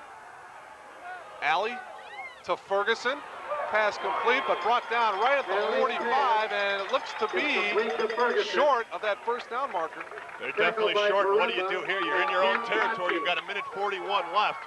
You can ill afford to give Naperville Central good field position, but boy, you'd sure love to put something up before halftime. Is this a situation where we're going to see that great confidence in the offensive line of the Tigers that Coach Thorne has had all year long, and as Matt Alley comes back out, it looks like that's exactly it. It's a full yard to go on fourth down, Mark. Big play here in the first half. Coach Thorne going for it here. Here we go. 1:19 to go. Fourth and about a yard. Burns, he'll have the first down. Flag down, though, at the 40, and that's in the area where it could be coming back. Oh, boy.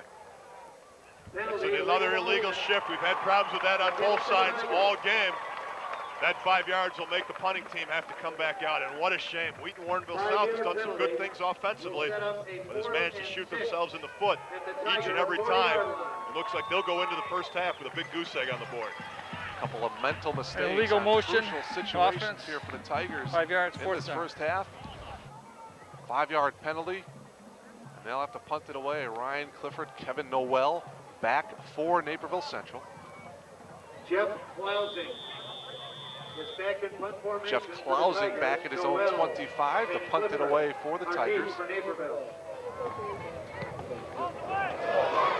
A short punt, bounces at the 41. It'll take a Tiger roll, and it'll go out of bounds at the 27. That's where the Redhawks will take over with 58 seconds remaining in the first half. Not a whole lot of foot behind that punt by Klausing, but a very good job of directional kicking. You do not want to give Kevin Noel any room to return that kick, so Klausing angles it towards the sideline. Ball bounced initially in between probably at about the 37-yard line. Took a good bounce. Well, it'll be interesting to see here what Naperville Central chooses to do. Are they going to try to put one more score on the board with just under a minute left to play, or will they be content to run the clock out? Again, the I formation for the Redhawks. They give it to Ryan Clifford. Flag on the play as Clifford dives to the 42-yard line. Enough for a first down, but hold everything. A flag back at the line of scrimmage. Hold everything is right, because that is holding. That'll knock him back 10 yards, and you got to believe now that Penalty holding against the Redhawks. just let things tick down. Remember, when you do that and you're Naperville Central, you're handing the ball off to Ryan Clifford, who may be just running the ball up the middle to try to run the clock out. But with his great athleticism and great running ability, he could turn a clock-killing play into a touchdown. Holding on the offense. 10 yards. And 22 at the Naperville Don't 16. forget, coming up at halftime, you'll want to stay tuned. Lisa Aprati with a nice piece on the Redhawks running back Ryan Clifford. It's coming up at halftime. 50 seconds remaining here in this first half.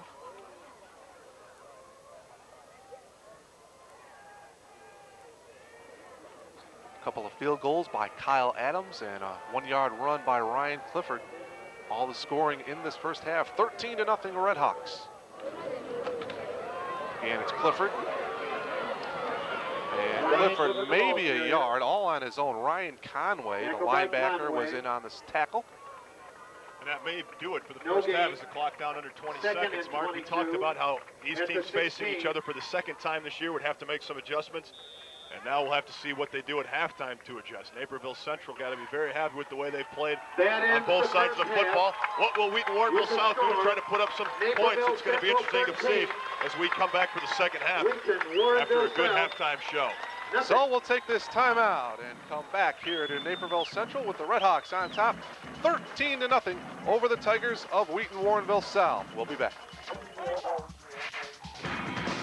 To sit down with Ryan Clifford a couple weeks ago and talk a little bit about his phenomenal senior year that he's having and also the team's undefeated record. He told me that his team is very focused and he gives a lot of credit to the Naperville Central defense. Great athletes now. Our junior class is great. They're unbelievable. We got most of our defense is juniors, so they've stepped up a lot, and they're all pretty mature. They act like seniors, which is great. And I don't know, our seniors we worked out really hard in the off season. Some of us got personal trainers, and we just worked out really hard. And you know, we're mentally into it right now. I don't think we're screwing up outside of school. Like we're not partying or doing any of that stuff. We got to keep our heads on straight and know what we got to do, and we just got to. Each goal is just to win each game, and we just got to keep that up. So. Let's talk a little bit about your season.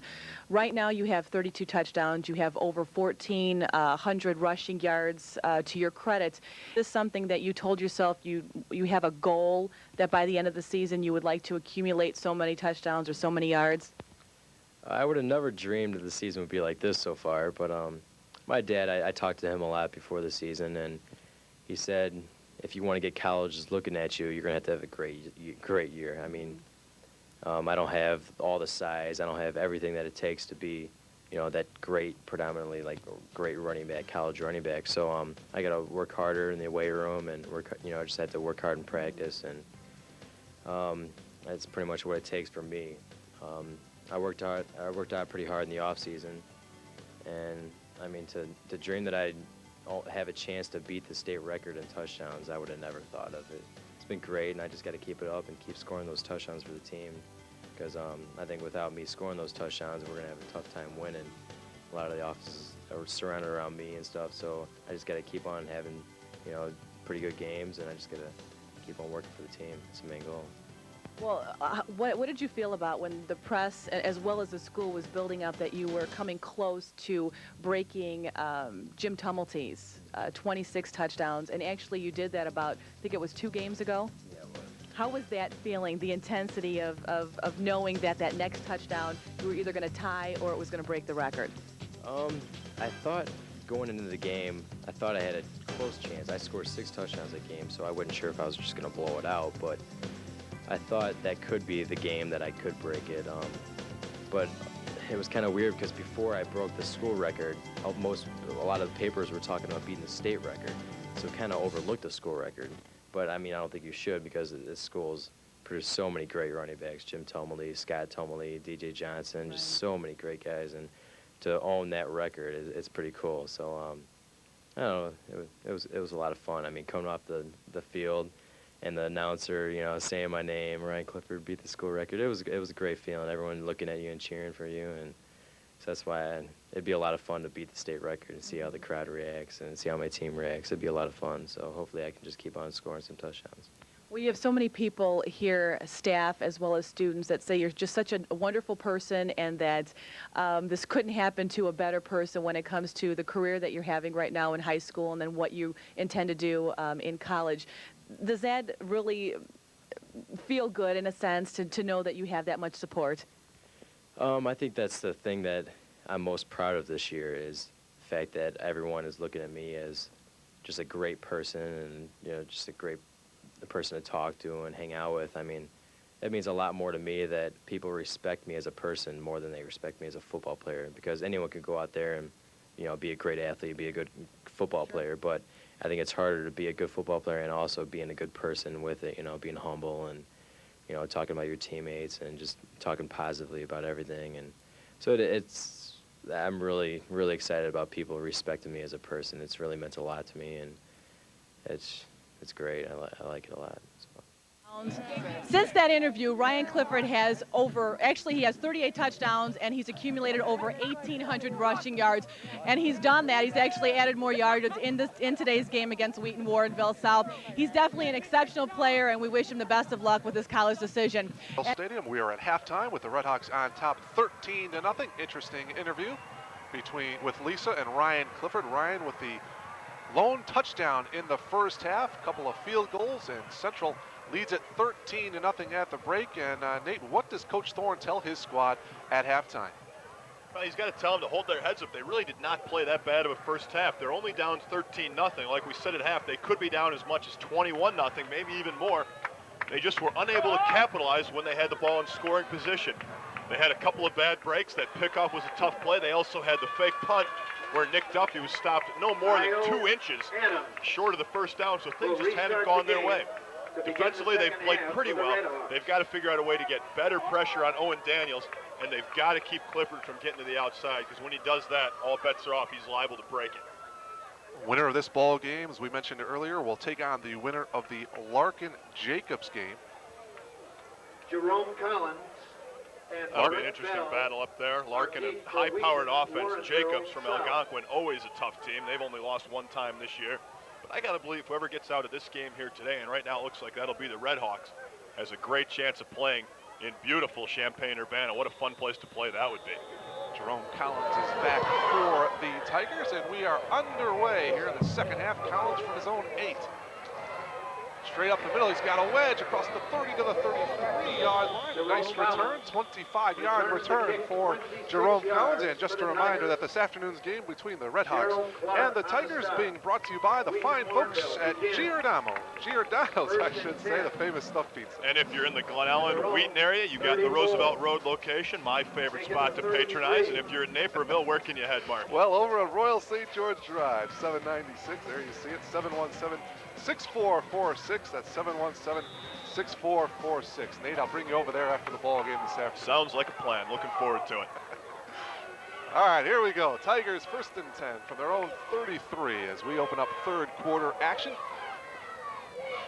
At Alley Gives it to Clarice Burns. Burns breaks a couple of tackles, gets across the 40. Clark wraps him up at the 42-yard line, about a yard shy. 9-yard gain that time for Burns. Yeah, that's a big tackle from behind by Gerald Clark, because if he doesn't get him, Burns had a blocker. Michael Ferguson had locked up the cornerback. Burns could have cut that inside. Let's take another look at it as we see Burns continuing to run like he did in the first half. If he breaks that tackle from Clark and is able to cut it back, he could still be running, Mark. Shomas out to the far side here now for the Tigers. Second down, 2 yards to go for the first down. Alley to Burns again. Burns should have the first down as he is shy of the 45. Brought down by Ryan Amberson, number 38. 3-yard gain. It will indeed be a first down for Wheaton Warrenville South. Burns is such a confident runner. You saw there, he stopped dead in his tracks and said, I'm going to wait for Amberson to commit. Amberson committed one way. Burns cut it back the other way and picked up enough yardage for the first down. That's a sign of a guy who really has confidence in his abilities and is never rushing anything. That kind of poise is one of the key ingredients to making up a running back as talented as Clarice Burns. First and 10 from the 45 for the Tigers. Their opening drive here of this third quarter, trailing 13-0. This is Collins. We've seen a similar play in the first half. This time Collins carries for about 4 on the reverse, 2nd and 6. Well, they've run that reverse, like you said, probably 4 or 5 times here. The first few times it was very successful. They ran it the last time they did it in the first half. It got strung out. That time a solid gain of 3 or 4 yards, but it looks like the Redhawks are starting to pick up on that formation and stop Collins for shorter gains. 3-yard gain. It'll be 2nd and 7. Their own 47. Alley to the air here to the near side. Did Ferguson come up with it? And looks like it is. Yeah, complete at the 49. That time he had a pretty good cushion. Brett Anderson was playing off 4 or 5 yards. Little timing pattern where Ferguson turned it outside. Alley put it right there. It's a shame Alley couldn't have put that ball to him more in stride, because he would have had 3 or 4 more yards upfield. And instead of being in a 3rd and 3, 3rd and 4 situation, they'd be in 3rd or shorter, maybe if had picked up the first down. So not quite as crisp as they would have liked to have been on the passing game so far today. It'll be interesting to see on 3rd and 4 whether they'll go to Burns or whether they'll go to the air. Clarice is the lone setback for the Tigers. 3rd and 4. Shomas goes in motion. Play action. Alley across the middle. Pass. That's going to be 6. Touchdown. Jerome Collins. 45 yards from Matt Alley to Jerome Collins, and the Tigers are back in it. Oh my goodness, just when we said their passing game wasn't clicking, the big target Collins gets open over the middle. Alley hits him all the way back from midfield, right in stride. He didn't have to stop at all to catch that ball. And Collins, as you see, had a step already and uses his great speed, especially for a big man, to go the rest of the way. He actually picked up distance on those quick Red Hawk running backs rather than losing it. And you saw another big key at the beginning of the play. Alley had all the time in the world to get rid of that football, and he puts it right on the mark. So just like that, we've got a very interesting ball game here in Naperville. Stogstill now for the extra point for the Tigers. Good snap. Extra point is blocked. The kick is blocked by Luke Summers. Looked like Luke Summers, number 47, the junior, with the block on the extra point attempt by Stogstill. And that reignites this Naperville crowd. They had been silenced after the big touchdown strike from Alley to Collins. However, that block puts them back on their feet and keeps the margin 7 points. Boy, we talked at the beginning of the ball game in our pregame that Jerome Collins could be a key factor. If you remember, the first time these two teams met in week 4, the win by Naperville Central, Jerome Collins had that knee injury. He did not play. He is back here this afternoon, makes the big catch and the touchdown for the Tigers, 13-6. And you can see the attributes that make him a very tantalizing catch for Big Ten schools. They would love to have him. His speed is unbelievable. He is 6'4", 220 pounds. He's got terrific hands. He's got great moves once he catches the football. We've seen that on the times they've handed it off to him, as well as when he's returned kickoffs. He is the total package. He's a guy who's a tough player. He's been playing in this great Wheaton Warrenville South program now for a couple of years, and he is ready to make that next step to college football. However, he'd like to wait and extend his high school career for at least a few more games. Right now, though, the Redhawks look like they're ready to stand in the way of that aspiration. Collins has had offers from Ohio State, Nebraska, Northwestern, Kentucky, Boston College, Northern Illinois, UCLA, and Purdue. Stockstill to kick it off for the Tigers. It's a short kick taken by Yellen. He'll get hit hard immediately at the 27-yard line by Bell. And who else? Brett Bell has made almost every tackle, it seems, today. That time he was unblocked by the special teams unit of the Redhawks, and he definitely made Matt Yellen pay the price. Take another look at it here. The big hit, a short kick. We said Bell was going to be doing most of the kick covering today. He's been doing a lot of the kickoffs, actually kicking the football on kickoffs for the Tigers, but you can see why they wanted him on the outside to track down the Red Hawk kick returners. He rang the bell of Yellen on that play. Sure did. Well, we'll see how the Redhawks respond now. Give to Clifford. Clifford to about the 32, maybe a 4-yard gain on the play. Vince Wheaton, the junior safety, was there on the tackle. Vince Wheaton came up in a pretty good lead block that time by Mulholland, but it looked like, I don't know who he tied up with. It might have been Conway or Duffy. Conway or Duffy stood him up pretty well and clogged the initial hole. Clifford had to bounce it outside, and Vince Wheaton was there to make the stop. So second down and a long 6 yards to go for the Redhawks. 8:52 left to play here in this third quarter. 13-6 in favor of Naperville Central.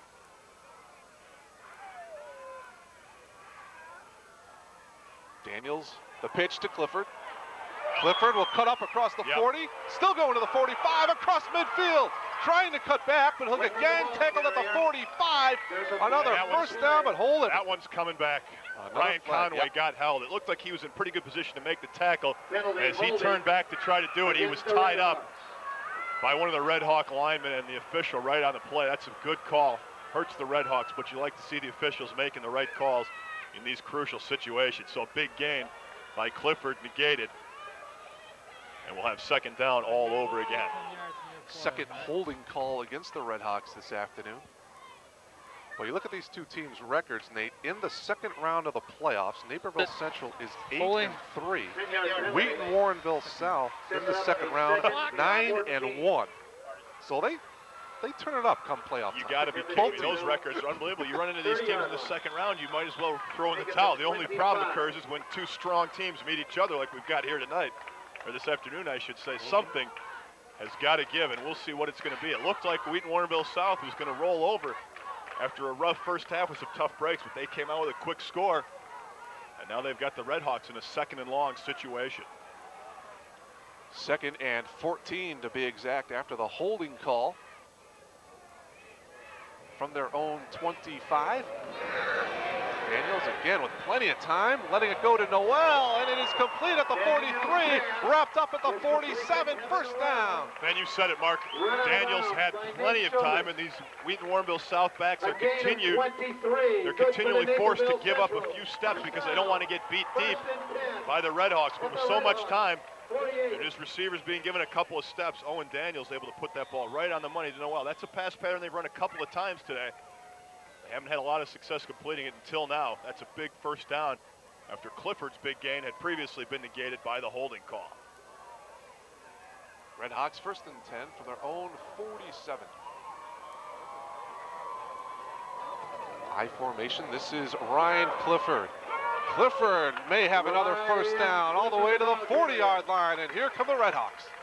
Well, they're moving the football. They have yet to punt the ball here this afternoon. The only time they turned it over without getting a score was on that interception by Nate Shomas late in the second quarter. But besides that, it's been all Redhawks offense. They have mixed it up very nicely. It's been mostly Clifford, but just when Wheaton Warrenville South starts to get comfortable stopping the run, they mix it up with the pass. And Daniels has been very effective here this afternoon, and his line has given him so much time that's really helped his cause as well. 12-yard run that time by Ryan Clifford. 1st and 10, he gets the call again. And he'll scamper to the 35-yard line, tripped up by Chris Ludke, number 91, the senior defensive tackle.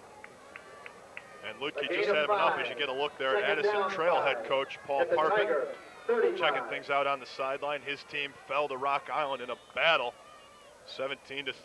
So Paul Parpin out of the playoffs a little earlier than he would have liked, but still enjoying the action here on a beautiful Saturday afternoon in Naperville. His Addison Trail teams have been great the last few years. 5-yard gain that time. 2nd and 5. Daniels will keep it himself. Have the first down. Still going inside the 20, inside the 10, and about the 2-yard line is where he gets tackled. And there you see what a strong athlete and great runner the 6'3" junior is. He made the decision, and a great decision, to keep the ball himself on the option. Found a lot of room up the middle, made a couple of slick little moves, as we'll see here on the replay, and then dragged Shomas a few yards and very nearly got in for the touchdown. This is a big guy making some big moves, breaking a tackle, and Shomas holding on for dear life. Shomas, not a particularly big guy, needed all of his 160 pounds to bring down the much bigger Daniels. Well, here's Ryan Clifford, brought down by Brett Bell in the backfield. Clifford may have gotten back to the line of scrimmage. That's a big tackle. And a 32-yard run on that previous play by Owen Daniels. Not often you're going to stop Clifford on these short yard situations. The Tigers have done it once. Now they're hoping and praying they can do it 3 more times. It's going to require great efforts, such as the one Brett Bell just produced, as he came up, plugged that hole, and stopped Clifford dead in his tracks. The Redhawks, with such a big offensive line, as we mentioned earlier, are nearly impossible to stop on consecutive downs from this close in. 2nd and goal. It's Daniels keeping it himself, and he is in. Touchdown, Owen Daniels. Well, Daniels knew exactly where he wanted to go on that one. He ran behind Jeff Pearson and Ty Macko, a couple of big seniors, running behind a combined 475 pounds of offensive linemen, those two guys. And it was no doubt about it, Daniels easily got in, and the Redhawks have answered the early Tiger score in the second half. Will attempt the point after. So the Redhawks do respond after that 45-yard touchdown strike from Matt Alley to Jerome Collins. They respond with a 1-yard plunge by Owen Daniels, and the extra point attempt is good by Kyle Adams. So with 5 minutes and 39 seconds remaining here in this third quarter, we will keep it here with Naperville Central, the #1 seeded team, over Wheaton Warrenville South, 20-6. We'll take another look. And I want you to take a look at the tremendous surge. Watch inside to his right-hand side. Daniels knows where he's going right away. Takes no time to sniff out where the hole is going to be. He knew the hole was going to be there. Jeff Pearson, as we said, Ty Macko, number 60 and 66 respectively, plowing a wide swath for Daniels to fill and get back the touchdown the Tigers had just produced minutes earlier. Ty Macko, by the way, that right guard in which Daniels went on that right side. Ty also a defenseman for the Naperville Central hockey team, and he had a pass-up afternoon hockey game to come to this second-round playoff game. But I'll tell you what, I'd hate to have to go in along the boards with Ty Macko. That's the kind of work he does blocking. We'll restart the game. I would not want to be digging the puck out with that guy coming at me with a full head of steam. Collins, our team for Wheaton, Warrenville South. Kyle Adams to kick it away from the 40-yard line. Low line drive. Taken at the 4-yard line. This is Bell. Bell still on his feet across the 20. And brought down at the 25-yard line. A fine return by Brett Bell. A very good return. He's out to the 25-yard line. Well, we've seen Wheaton Warrenville South offensively start to get things in gear. You got to believe they're going to be able to put a couple more scores up this afternoon. However, it's going to come down to, can anyone on Wheaton Warrenville South stop this Redhawks offense? They've been unable to do it so far. Hopefully the Tiger offense from a Wheaton Warrenville South standpoint can keep them in the game by putting a score up here. But at some point, somewhere, the defense for Wheaton Warrenville South is going to have to come up with a big play, a turnover, a stop, force a punt. Otherwise, it's going to be Redhawks all the way here this afternoon. Tigers from their own 26. This is Corey Burns. And Burns to the 30. Again, all on his own 4-yard gain. Having with the tackle for the Redhawks. And let's face it, I can't believe there's a better running back matchup anywhere in the state on this particular weekend than the one we're seeing here. Ryan Clifford, the press has been just told all about his accomplishments this year. Corey Burns has rushed for over 100 yards in each game the Tigers have played this year. He's on pace to do so again if he hasn't already gone over this mark. And man, the ground games of these two teams are as healthy as you'd ever want to see. 2nd and 6. Again, it's Burns. He'll get across the 35 to the 36. Right about to the first down marker. Should be close. I think the spot is going to actually be favorable for them this time. It looks like they may have to bring the chains on. No, they're going to give them the first down. Good for the Wheaton Warrenville South. First down. So South continues to move 10. the ball. They've been a very similar attack to what the Redhawks have done offensively, trying to set everything up with the run. And just when the Redhawk defense starts to bring up a couple extra guys to help out against that run, they've gone downfield as they did to Collins on the first drive of this half. You got to look there at Ryan Clifford, who's taking a little rest, waiting to get back on there and hopefully put up some more offensive numbers for his team. First and 10, Tigers from their own 36. Now Burns goes in motion. Alley out there in the flat to Burns. They'll get across the 40, break a tackle across midfield into Naperville Central territory, all the way at the 45-yard line. Escaped the Joe Havig tackle at about midfield. A 19-yard gain that time for Burns. And that play set up very nicely. I didn't happen to notice who the wideouts were on the far side of the field for Wheaton Warrenville South, but they really did a good job of sealing their defenders to the inside, and Corey Burns got to the outside. Take a look at it on the replay. The tremendous job of blocking by those two wideouts. It looked like Johnson and Shomas were the two guys who set that play up for Burns, and Corrice did the rest. Well, now the Tigers are back on the attack here, coming up on the 4-minute mark of this third quarter. 20-6, favor of the Redhawks. Burns, the ball carrier, flags on the play as Burns struggles to the 40-yard line. And not much secret what that flag is, coming from the umpire right in the middle of a running play. That one's going back 10 yards against Wheaton Warrenville South.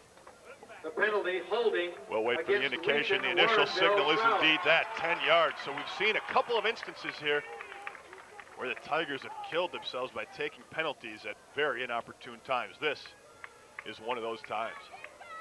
You know, you mentioned the fine running backs of both of these two schools, Ryan Clifford, Corrice Burns. I want to touch on the linebacking cores on both of these two ball clubs. Great linebackers, Scott Urban, Ryan Amberson, Matt Paremba, Drew Kosis for Naperville Central, the defensive coordinator, John Urban, and of course for Wheaton Warrenville South, Jerome Collins, Nick Duffy, Ryan Conway, Mark Ritzman, the defensive coordinator, Ron Muhich for Wheaton Warrenville South. Muhich, a very respected defensive mind. He's going to have to come up with a couple of great ideas to stop Naperville Central here. Alley on play action pass. There it is to Jerome Collins, and he gets tackled by Brian Euler at about the 44. Alley was a guy who, coming into this season, had only seen backup minutes to John Butcher, and rightfully so. Butcher, one of the great quarterbacks in state history.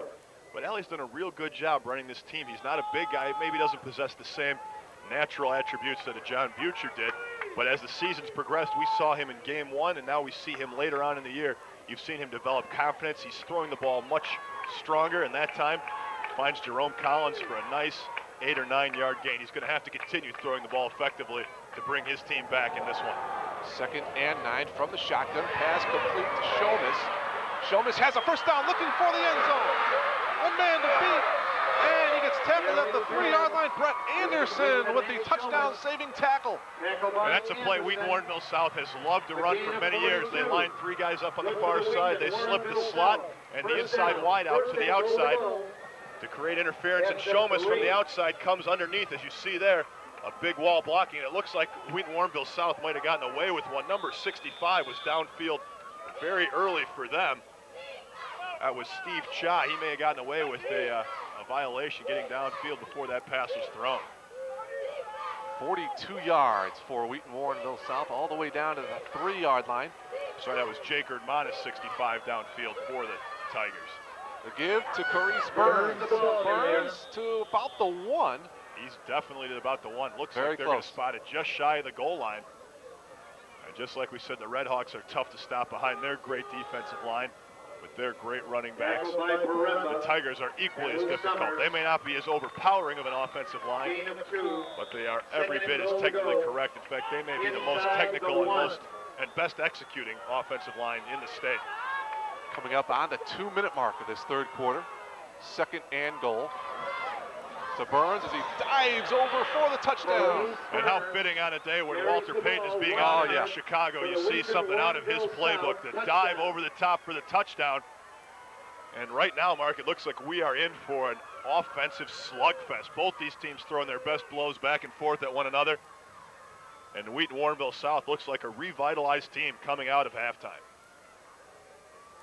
45-yard touchdown pass from Matt Alley to Jerome Collins. Naperville Central answers with a 1-yard run by Owen Daniels, and now a 1-yard run by Corrice Burns. Stockstill in for the extra point. Remember, his last one got blocked. He needs this one. They'd like to stay within a touchdown. You don't want to be in a situation where you're forced to go for 2 at any point. Stockstill hits the left upright. No good. And he is furious with himself as he heads off the field. Stockstill, as I said, at the beginning of the game, has been doing a very nice, consistent job on the extra points for Wheaton Warrenville South, but he has had a horrible go of it here today. He's got to be very disappointed. And now the margin is 8. That is huge. You don't want to get in that situation where you have to go for 2. There's the replay of Corrice Burns going up and over. And now we might get a look at, now here we'll get another angle at that. Good elevation and a good surge by the line. That play only works if Burns has enough room to take off, and that's accomplished by your lineman driving downfield. So 20-12 after the missed extra point. You got to feel like one or both of those missed extra points could really come back and haunt Wheaton Warrenville South later on in this game. Especially with that 8-point differential now, and that was the 21st touchdown of the year for Corrice Burns. And boy, both teams, Nate, offensively are clicking on all cylinders here in this third quarter. Well, they are, and we said it. It's going to come down to which team's defense can make a stop. Right now, the Redhawk defense has a 1-touchdown cushion, so they've got a little room to breathe. It's Wheaton Warrenville South who really has to answer here. Like we said, it's going to come down to somebody making a big play, somebody doing something that turns the tide. It looks like we're going to see an onside kick here. At least that's what the Redhawks are anticipating. Very interesting call here. I'd be hard-pressed to believe that they would do that at this early juncture in the game. We've still got 2 minutes to play in the third quarter. Now it looks like Naperville Central dropping back to a more normal kick return formation. So it's Stockstill. Well, he does. He sends it away, and it's Ryan Clifford from his own 25. Gets across the 30, across the 40, and brought down at the 45-yard line. So Ryan Clifford gives the Redhawks excellent field position here. Under 2 minutes to go in the third. And a shallow kick that kind of popped up in the air. Plenty of time for Clifford to catch the ball, survey the field, and find room to run. So 43. That return kick takes them all the way out past the 43-yard line. And the Redhawks look to get going. They've been unstoppable so far offensively. Minute 54 remaining here in this third quarter. A quarter in which we've seen 3 touchdowns, 2 by Wheaton Warrenville South, 1 by Naperville Central. Here's Clifford, and Clifford gets wrapped up by Chris Lutke right at the bottom of the line of scrimmage, maybe a yard on the play to the 45. Well, Lutke, as we talked about, gives away some size. He's not a big guy. Look at him as he gets back up there. Not big at all, but he is very quick as the guard pulled from his side to help open up the hole. Lutke got there quicker and managed to hit Clifford from the side and drag him down. So a big play by Chris Lutke. 2nd and 9 for Naperville Central from their own 45. And again, it's Ryan Clifford up the middle running. Gain of about 4 to the 49-yard line. It'll bring up 3rd down and about 5 to go. That's a meeting of 2 great DVC players there as Clifford runs headlong into Nick Duffy. Duffy knocked back initially, manages to hold his ground. And this will be as big a 3rd and 4-yard situation as either of these teams have been in all year long. The Redhawks can convert, they can keep the drive alive. Wheaton Warrenville South's defense would really get a shot in the arm by making the stop right here. Ball spotted just shy of midfield, so it's 3rd and 4. The option, the pitch to Clifford. Clifford will have the first down inside the 40, all the way to the 35-yard line. Something he does oh so well. Vince Wheaton, again, with the tackle. And they've run that option so effectively. It's not your traditional option where Daniels rolls out and can keep it to the outside himself, but it's a little bit different than if Daniels is going to keep it, he's going to keep it right up the middle. He kind of holds his ground there in the middle, as you'll see. Waits to see what develops, and then flips it out right on the money to Clifford. By that point, the Wheaton Warrenville South defense had been sucked in towards Daniels, and there was a lot of real estate to the near side of the field. 1st and 10 from the 35. Daniels will keep it himself, cut it up inside the 30 to the 28-yard line. 25 seconds remaining in the quarter. Daniels is a junior, but he's playing like a seasoned veteran here. His decision-making has been sensational all afternoon long. Every time He's made the right choice on that option. Passing the football, he has never put it in a bad situation. The one interception he threw was as good as a punt, well downfield. As we come to the last few seconds of the third quarter, what's going to happen in the fourth, Mark? I can't wait to see it. Well, we will definitely bring it to you. We'll take this time out and come back here to Memorial Stadium on the campus of Naperville Central High School with the Redhawks on top of the Tigers by a score of 20-12. We'll be back right after this. Down on the field, Lisa Prati with a special guest. Lisa. I'm here with Paul Parpet. He is the head coach at Addison Trail. Just lost a heartbreaker yesterday to Rock Island. Tell me a little bit about the game. Well, we started out real well. We were up 13-0 with a minute to go in the first quarter, and then we had 2 other opportunities to score to make it 28-0. We fumbled inside the 5 and inside the 1. So Rock Island got the momentum, and the second half they controlled the ball on us, and it was a long afternoon. I mean, a long evening last night. Well, it's also a long drive, too, so I'm sure that's going to take a lot out of the players. Yeah, it took us about 2.5 hours to get there, and then I thought our kids were, pretty focused when we took the field, and then, we had a couple of letdowns, and I think the momentum switched. Well, the coach finished, the team Addison Trail finished 9-2. You guys flew by, though, Rockton Hononegah in the first round. Yeah, we did real well against Rockton. We hit a couple of big passes on them and controlled the line of scrimmage, and we won that ball game 40-12.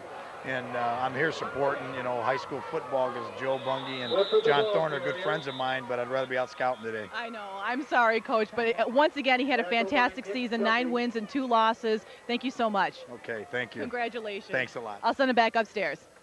All right, Lisa. Coach, thank you very much. Another impressive year for Addison Trail, finishing 9-2. Well, they had a great year, as we talked about, and we thought that being in 5A, they might have a chance to go all the way this year, but going out to Rock Island is never an easy matchup. A traditionally very strong program, and they came up just a little bit short last night. Right now, Naperville Central driving, and Wheaton Warrenville South hoping that they could stop them short of their goal, and that's the end zone here in this drive. Well, third time in a row, it's Ryan Clifford. You saw him 3 plays ago get the first down for Naperville Central. Knocked out of bounds by Duffy, but not before Clifford picks up 8 yards and another Red Hawk first down. And we were talking during the break in between quarters, Mark, about how that missed touchdown, that interception thrown in the first half down at the 5-yard line for Wheaton Warrenville South is going to come back to haunt them. If they had scored that one, they'd be down a point right now. As it is, they're down a touchdown, and it just doesn't look like they're ever going to be able to stop this Red Hawk offense and get back in this game. First and goal from the 10, and again it's Ryan Clifford. Clifford to about the 5, brought down by Chris Lutke again. Gain of 5. Second and goal from the 5. Point again, it's that offensive surge there on that left side. Don Baskin, 6'5", 290. Dave Hildebrand, 6'5", 275. And when you're going against a defensive line that's given up 50 to 100 pounds at every position, this is the time of game where you can really take over on the ground as players tend to win out. It's what happened last week with Naperville Central over Sandburg. Here, Clifford gets stopped in the backfield at the 8. It was Lutke again, number 91. Man, I love the way that guy plays football. I can't say it enough. He's only 5'10", 186 pounds. He's over there on the right side of the defensive line going against those big 275, 290-pound players. Look at the way he stays low, gets in there, and then Vince Wheaton comes in to clean it up. Big defensive play that time. So 3rd and 6, and now an official's timeout here. Clock stops with 9 minutes, 47 seconds left to go in regulation. Mark, this is a huge 3rd down coming up right here. If they can score a touchdown with time down under 10 minutes, they might be able to chalk this one up and put it away. However, if Wheaton Warrenville South can hold, ideally if you're a Tiger fan, to stop them completely or at least hold them to a field goal, this game stays very interesting the rest of the way. 3rd and goal from the 6. Daniels keeps it himself. He fakes it to Clifford, and he'll get back to about the original line of scrimmage. It'll bring up 4th down. 22-yard field goal upcoming here. So far today, Kyle Adams has been sensational on his field goal and point after tries. This is about 3 yards further than an extra point. It's going to be a 23-yard attempt for Adams. Once again, he's over on the left hash mark. He's tried one from here before. He's been very comfortable from this hash mark. This is big. Gerald Clark on the hold. And the 23-yard field goal is good by Kyle Adams to give Naperville Central the 23-12 lead. And that's a two-possession. We got a two-possession ball game here now, Nate. Well, we sure do, and now time is running out. Wheaton Warrenville South has had the luxury of being able to work the ground game and kill the clock. They haven't had to worry too much about time. Now they're going to have to become much more conscious of just how much time is left in this game. That may facilitate them going more to the passing attack, but if they do, that would mean going away from Carice Burns, who has been the most effective part of their game plan here today. Well, Ryan Clifford has been on a tear this whole season. Let's hear about the coach talking about Ryan Clifford. You have to try and stop their whole offense, and he's a very big part of that offense, and so you have to do a great job tackling. He's very good at breaking tackles. He's very shifty. You have to have terrific pursuit to the football. You can't stop a great running back like Ryan Clifford with just one tackler. So if you've left yourself exposed on the perimeter where they can get him to the outside and it's just going to be one-on-one, we're going to lose that battle quite a few times. Coach Thorne with the words from Ryan Clifford as Bell brings it back to the 42-yard line. Excellent field position for the Tigers of Wheaton Warrenville South. And that's just what they needed, to get out to the 42-yard line without killing any time is exactly what Wheaton Warrenville South needed. We've got 8:39 left to play. They've got to come up with 2 scores, as you said, and they may be in a situation where they're going to have to go for a 2-point conversion after their next score. Matt Alley comes out. He's ready to lead this team. It's time to make some big plays. If you're Naperville Central, you need a big sack or a big pick. If you're Wheaton Warrenville South, you got to get the ball downfield and get it down there pretty quickly. 8 minutes, 39 seconds remaining to give to Burns. Burns breaks a couple of tackles, gets across midfield, has a first down and more. Inside the 40. Nice block by Ferguson. Inside the 30. Still going officially. Oh, and are you kidding me? He was unbelievable. You won't see a better run than that, Mark. He looked to be stopped after a gain of about 3 or 4 yards. Cut it back to the middle, eluded a couple of tackles, and then absolutely blew away a couple of guys who looked like they had the advantage of the better angle. Watch him cut it back here. Now he's got guys in pursuit who had the angle, and he just runs away from him. Got a good block downfield there by Michael Ferguson, but oh my goodness, there's the kind of big play we were talking about. And Carice Burns has had a tendency and a real knack for coming up with those plays every game this year. None bigger than that one, however. Gerald Clark pushing him out of bounds at the 17-yard line. Burns with a huge play that the Tigers desperately needed. Here he gets the call again. Inside the 10, it'll be a touchdown. Carice Burns, 17 yards out. Coming back though, Mark. I don't know if this is a good call. I think the official got a little overzealous. It's going to be a holding call. I want to see this one again because I'm not sure it was. It looked like there was some good blocking, a good job of containment by the offensive line, keeping the defenders to the inside of the field. We're going to take another look at it. Watch out here. I think the call goes against Jerome Collins and locked up simultaneously. As soon as the guy tried to pull away, Collins let him. Very questionable and a pivotal call. Holding the offense, 10 yards. Push the Tigers back 10. It'll negate the 17-yard touchdown run by Carice Burns. And unless I'm missing something, but you really hate to see a game turn on a call like that. It would have been a touchdown for Wheaton Warrenville South on a great run and what looked to be good blocking. Now the Tigers are in a difficult position, 1st and 20 from the 27-yard line. Give again, it's Carice Burns. And he'll get back to about the 25, a 2-yard gain that time. 2nd and long for Coach Thorne and the Tigers. And right now they're well out of field goal range. They've got to get at least a field goal out of this penetration. They've got 2 downs to get in better field goal position or to pick up the first down. You got to feel like this might be a good time to look for that big target, Jerome Collins, over the middle. The key is, can they give Alley enough time to find it? 2nd and 17 now for the Tigers. Make the reverse. Alley to the air. Pass in the end zone. That's 6. Touchdown. Alley's pass is complete to Nate Schomas. Nate Schomas, 25 yards from Matt Alley to Nate Schomas. And they set that one up like the Collins reverse. They've been running so much, it sucked up the defensive backs, but it still looked like there was pretty good coverage downfield on Schomas, but Schomas sets up in the end zone. Alley shows good arm strength in finding him, and Schomas finds pay dirt for the 8th time this season. Unbelievable. This Wheaton Warrenville South team refuses to die. We take another look at the replay.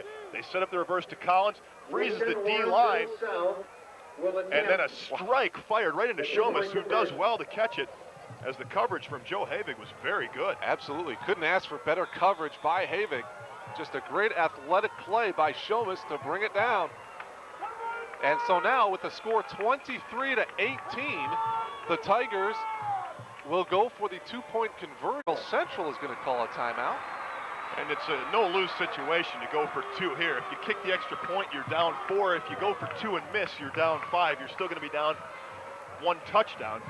If you can convert the 2 points, though, you'll only be down a field goal. You can make it 23-20, so definitely the right decision, actually a no-brainer for Wheaton Warrenville South to go for it. And now Naperville Central calls timeout to try to get a little bit of their focus back, to try to rebound from that big 25-yard touchdown strike. Unbelievable. Well, this game just kind of reminds me of the last week we did with Naperville North against Downers North. Both teams scoring, both sides up and down, and here we go at it again here this afternoon in the second round between Wheaton Warrenville South and Naperville Central. Really goes to show, Nate, in my mind, how strong this DuPage Valley Conference is. I mean, we've got Glenbard East this year. Obviously, these 2 teams, Naperville North, a great season again this year. And Wheaton North, it took, Wheaton Warrenville South had to beat them the last game of the regular season, or else Wheaton North would have been in. Or else there, and everybody around the league's improving. Glenbard North, a very young team this year. They'll be good next year. West Chicago actually starting to turn things on even. So it is without a doubt, in my opinion, top to bottom, the best football conference in the state. Absolutely. And when you get 2 teams at the top of this conference hooking up in the postseason, you're in for a classic. There's John Thorne. He's hoping he's got the right play call. Joe Bungie hoping his team's up to the challenge here. Mark, here we go. Unbelievable 4th quarter action, second round of the playoffs. Oh, boy. Folks, it doesn't get any better than this. Here's the 2-point conversion here now for the Tigers. Alley fakes to Burns, to the right corner. Oh, he had the ball in his hands. He dropped it. Oh. Chris Johnson, number 1, had the ball at the 1-yard line. Nate, that may have been a situation in which he was kind of turning his head, looking for the end zone. You're absolutely right. He knew he was short of the end zone here. Look at it. Hits him right in the hands. He turns upfield. He was going to get in easily, I think, if he catches it. Maybe not, though. He looked like there was a guy coming. I think he had it if he catches the ball. Certainly would have been close. Naperville Central rises to the occasion to keep the margin 5 points, meaning Wheaton Warrenville South will have to put at least 1 more touchdown on the board, although there's 7:37 left in this wild one. And Naperville Central could certainly put up another score. The one thing about going for 2 there that we didn't mention is that if they do kick the extra point, it's a 4-point margin, which means if Naperville Central drives down and only can come up with a field goal, you've got a 7-point margin. That could be a factor. However, they got to feel like at some point the defense for Wheaton Warrenville South is going to have to come up with a stop any way you slice it to get the win here. Stogsdale's going to kick off. I'm a little bit surprised unless Brett Bell is hurting the leg in some way that they haven't switched over to him. They can ill afford to give Naperville Central as good a starting field position as they've had on the last few drives. Pretty decent kick that time by Stogsdale. It's taken by Kevin Noel at his own 20 as he spins to the 28-yard line. And that's where Central will take over here. 7 minutes, 34 seconds remaining. Central with the 5-point lead. Looking down here at this Naperville Central crowd, they seem to be a little bit subdued, a little bit silenced. They've seen Wheaton Warrenville South, a team that could do nothing to get into the end zone in the first half, put up 3 consecutive touchdowns to cut a 13-point halftime lead down to a 5-point lead with 7:34 left in this game. The crowd for Naperville Central, though, will be right back in it following another big Ryan Clifford run or a good Owen Daniels strike downfield. It won't take much to get these Redhawk fans back on their feet. Now the give is to Clifford. Clifford across the 30, stopped short of the 35-yard line, about the 34. It was Ryan Conway, the tackle for the Tigers. And a long 3. Well, 7 yards on that. A very long gain by many running back standards, but just another day at the office for Clifford. He's averaging over 8 yards a carry this season. Get your tickets out. Amazingly. We announce a 50-50 after this The play. second down and three situation gives the Redhawks a lot of options as to what they want to do offensively. From the 35, this is the fullback, John Mulholland. And Mulholland will get to about the 39. I think the spot's going to have him picking up the first down, and indeed now we see the official signal that it was good for the first down, so he picked up about 4 yards on that carry.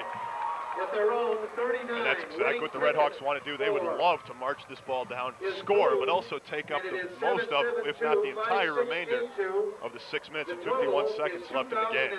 You mentioned a couple of minutes ago, Nate, that offensive line of Naperville Central. And this particular drive is where that can come into play here, that big offensive line to get holes for Clifford and Mulholland and run that clock. Will somebody from Wheaton, Warrenville South defensively come up with a big play? We'll have to wait and see. Clifford, 1st and 10. And good defense there that time by the Tigers. Only about a 2-yard gain for Clifford. And I love the way Brett Bell closes the gap between himself and the ball carrier using that great speed. He's about a 4-4 guy in the 40, maybe even a little better than that. He closed that in a hurry. And then not only is he a speed guy, but he's a very strong tackler. He wraps up Clifford high, holds on, and then the rest of the Tigers come over to do what John Thorne preached, and that is gang tackle the very strong running Ryan Clifford. 6 minutes and 25 seconds left to go. 28, or I should say 23 to 18 in favor of Naperville Central. 2nd and 8, 2-yard gain that time for Clifford. Daniels, quick drop to the far side. Kevin Noel has it across the 40. He could go all the way. Touchdown! Oh Kevin my Noel. goodness! And I got to tell you, Mark, a great play by Noel, but a terrible gamble by Nate Shomas.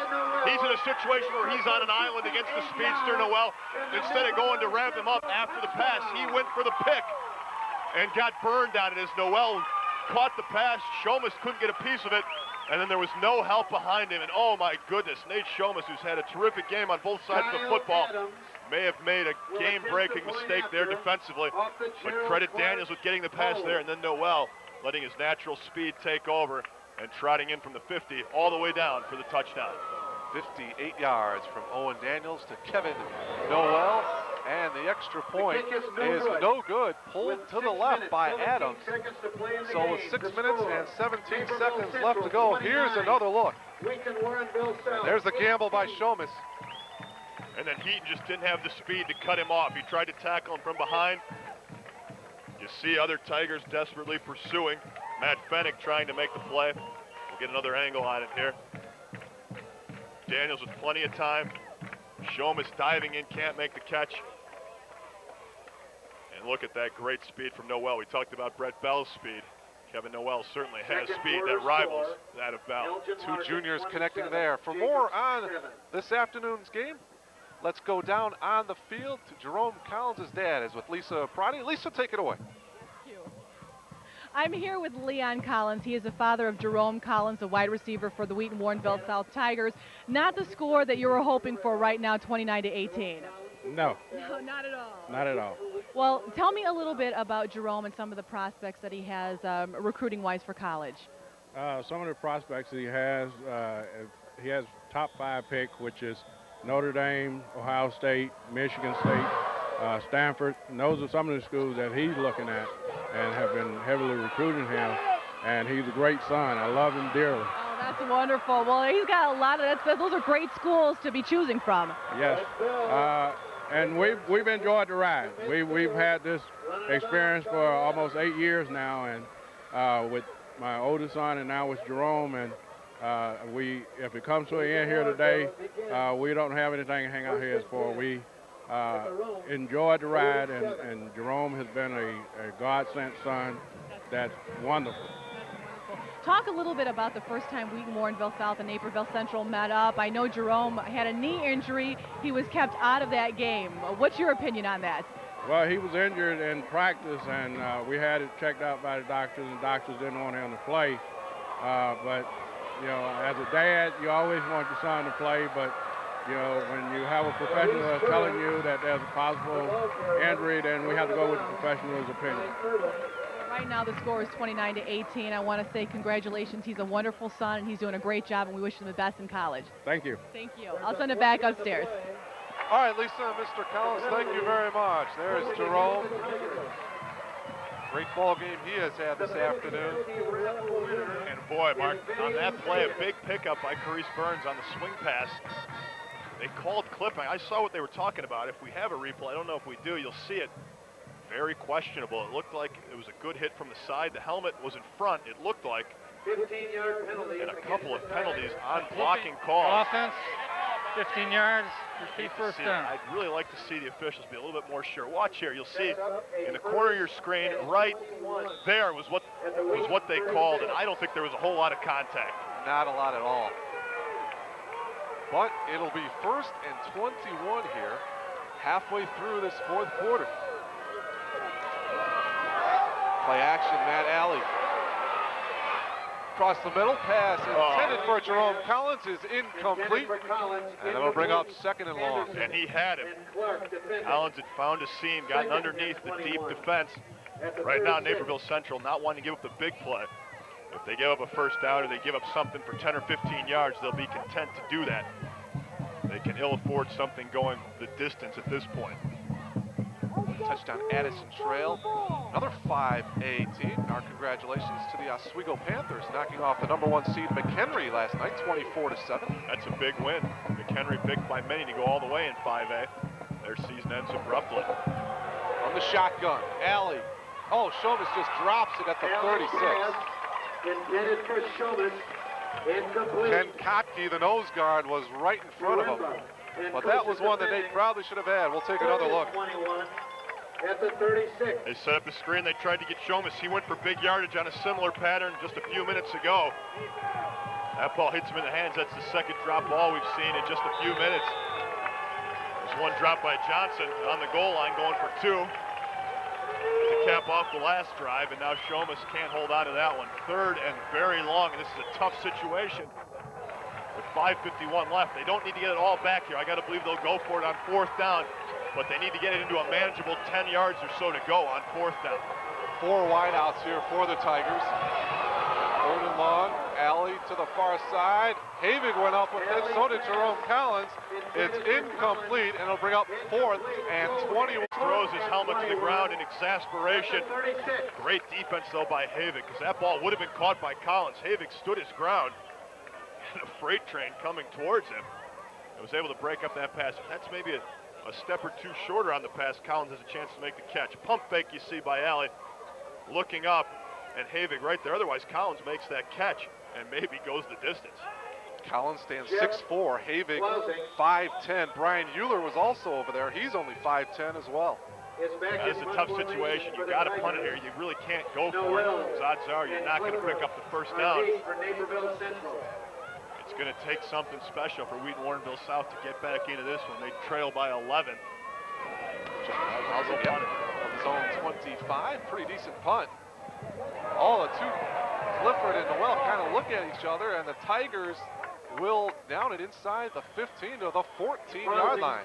Is covered up at the 14. It's one of those plays where Noel said, "I thought you were going to get it." Clifford said, "I thought you were going to get it." Claus's punt managed to slice it right down the middle. We really haven't seen too much punting out of the Tigers either. It's been a very punt-free game for the most part, and that usually speaks volumes about how high quality the offense has been on both sides this afternoon. Right now, it's going to take something big. You got to be telling your players from Wheaton Warrenville South, you got to do 2 things. You can't just concentrate on making the tackle.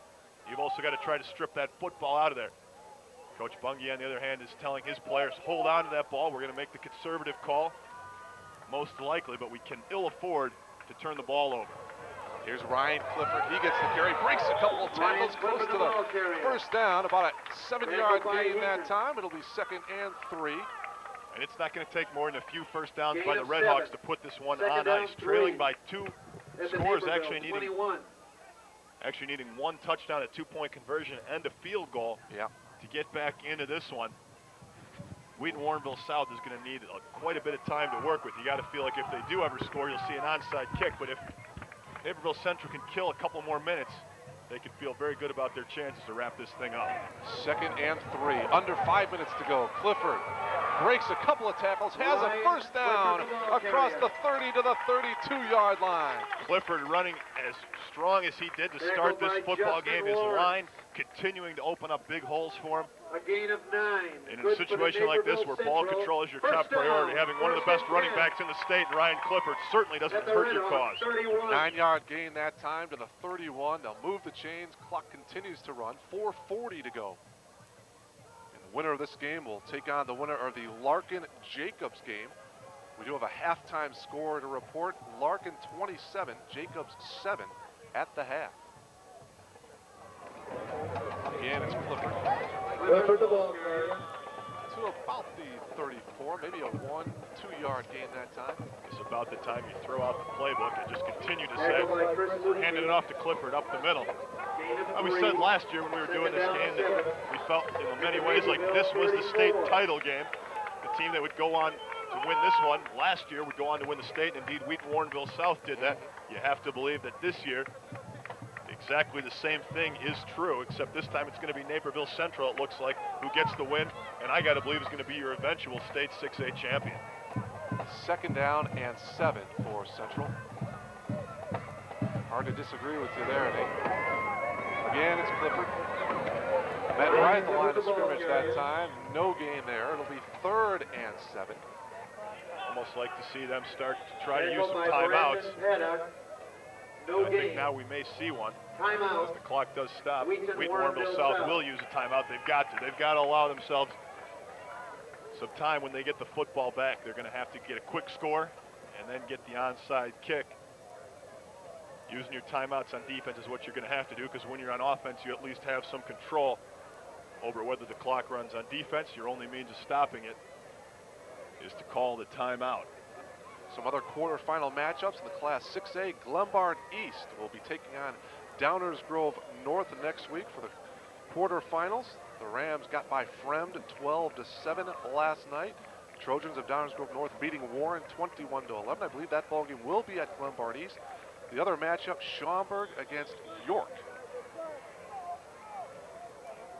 And then you've got a good one. The winner of St. Charles Lincoln Way will take on the winner of Lake Park Thornton. So you could have an all upstate 8 battle there if things break right for that conference. Lake Park coming out past Thornton.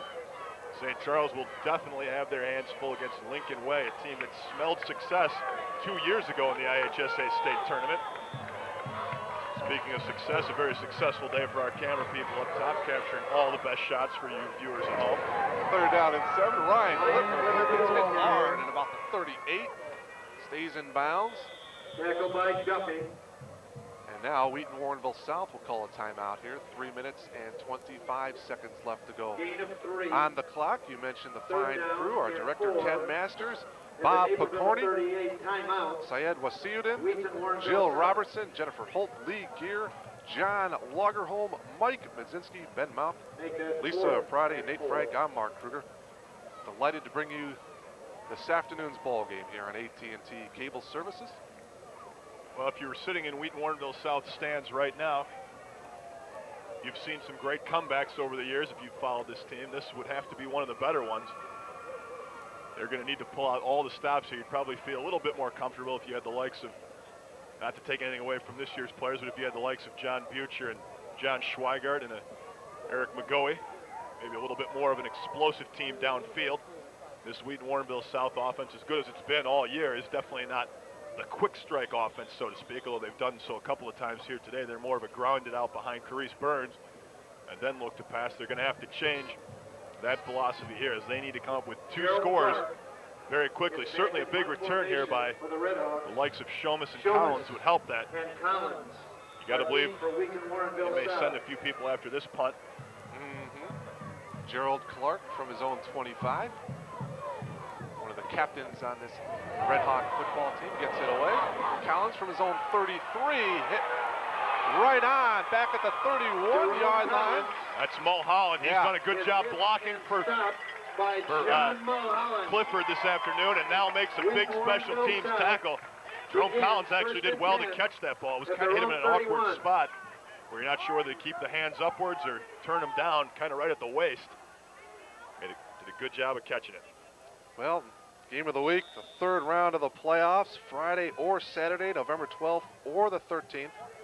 Will be our next ball game. Check your local listings on Channel 4 and 29 for air dates and times. That's next week. Third round playoff action here on AT&T Cable Services. All right, here we go. 3 minutes and 17 seconds to go for the Tigers. It's Corey Burns. Burns to the 35, about a 4-yard gain. And But Nate, that keeps the clock running. And that's a nifty little run in the first quarter, I was about to say. 4 yards and a cloud of dust. But at this point, you've got to strike quickly. And like you said, you cannot keep the clock running. You got to go to the sidelines, go downfield. No huddle offense here. Alley airing it out to Collins on the far side, and it is incomplete. Collins went over the back of Brett Anderson. Incomplete. Collins looking for a flag there, but in essence, if anything was going to be thrown, it would have been thrown on him. Great coverage by Brett Anderson. Step for step, and the most important thing is that he's making sure to keep Jerome Collins in front of him. If Collins is able to get a step and Alley's able to thread it in there, you give up a touchdown. If Collins makes that catch, it's a big gainer, but not going to be a score. So it'll bring up third down and 6 for the Tigers. Under 3 minutes to go, 2:52 to be exact. Alley will work out of the shotgun here on 3rd and 6. Far side, and the pass is incomplete. Drew Kosis was there on the coverage, number 46. It will be 4th down now, and 6 for the Tigers. And you've been working the sidelines on the last 2 plays. This is a play where you've got to find some room no matter where you can find it. Look for them to work over the middle here on this crucial 4th down. This is you're 1 in a million to come back from this deficit anyway. But if you don't pick up the 4th down here, this one's in the books. The Redhawks crowd on their feet, getting their defense to rise to the occasion. Tigers trying to rally on the far side, Mark. This is it right here. This is the ball game. 4th and 6 for the Tigers. Again from the shotgun. Alley, pretty good time across the middle, and it is overthrown, almost picked off by Clark, and the ball will get turned over to the Redhawks on downs. And he had Collins open, but he had Collins open about 2 yards shy of the first down. If you're going to throw that pass, you've got to make sure you get it to somebody who's found their way past the markers. Collins makes that catch. Even if he does, he could have been dragged down shy of the first down. So the Tigers, they've made a valiant effort to come back here in this one, but a couple big mistakes and a few chinks in the armor here late in the 4th are going to allow Naperville Central to walk out here with this one. But that's not to take any credit away from either team. Naperville Central has played phenomenal. Their offense has been a juggernaut all afternoon. Their defense, just like we saw, coming up with the big stops when needed. So 1st and 10 from the 35-yard line. This is the short-handed one. Mulholland, the fullback, for about 2 yards to go. Wheaton Warrenville South calling the timeout, stops the clock with 2 minutes and 36 seconds remaining. And that should be their final timeout, so they will not be able to stop the clock anymore. With 2:36 left to go. 2nd down, 8 from the 33. Look for the Redhawks to keep the ball on the ground just like they did on that particular carry.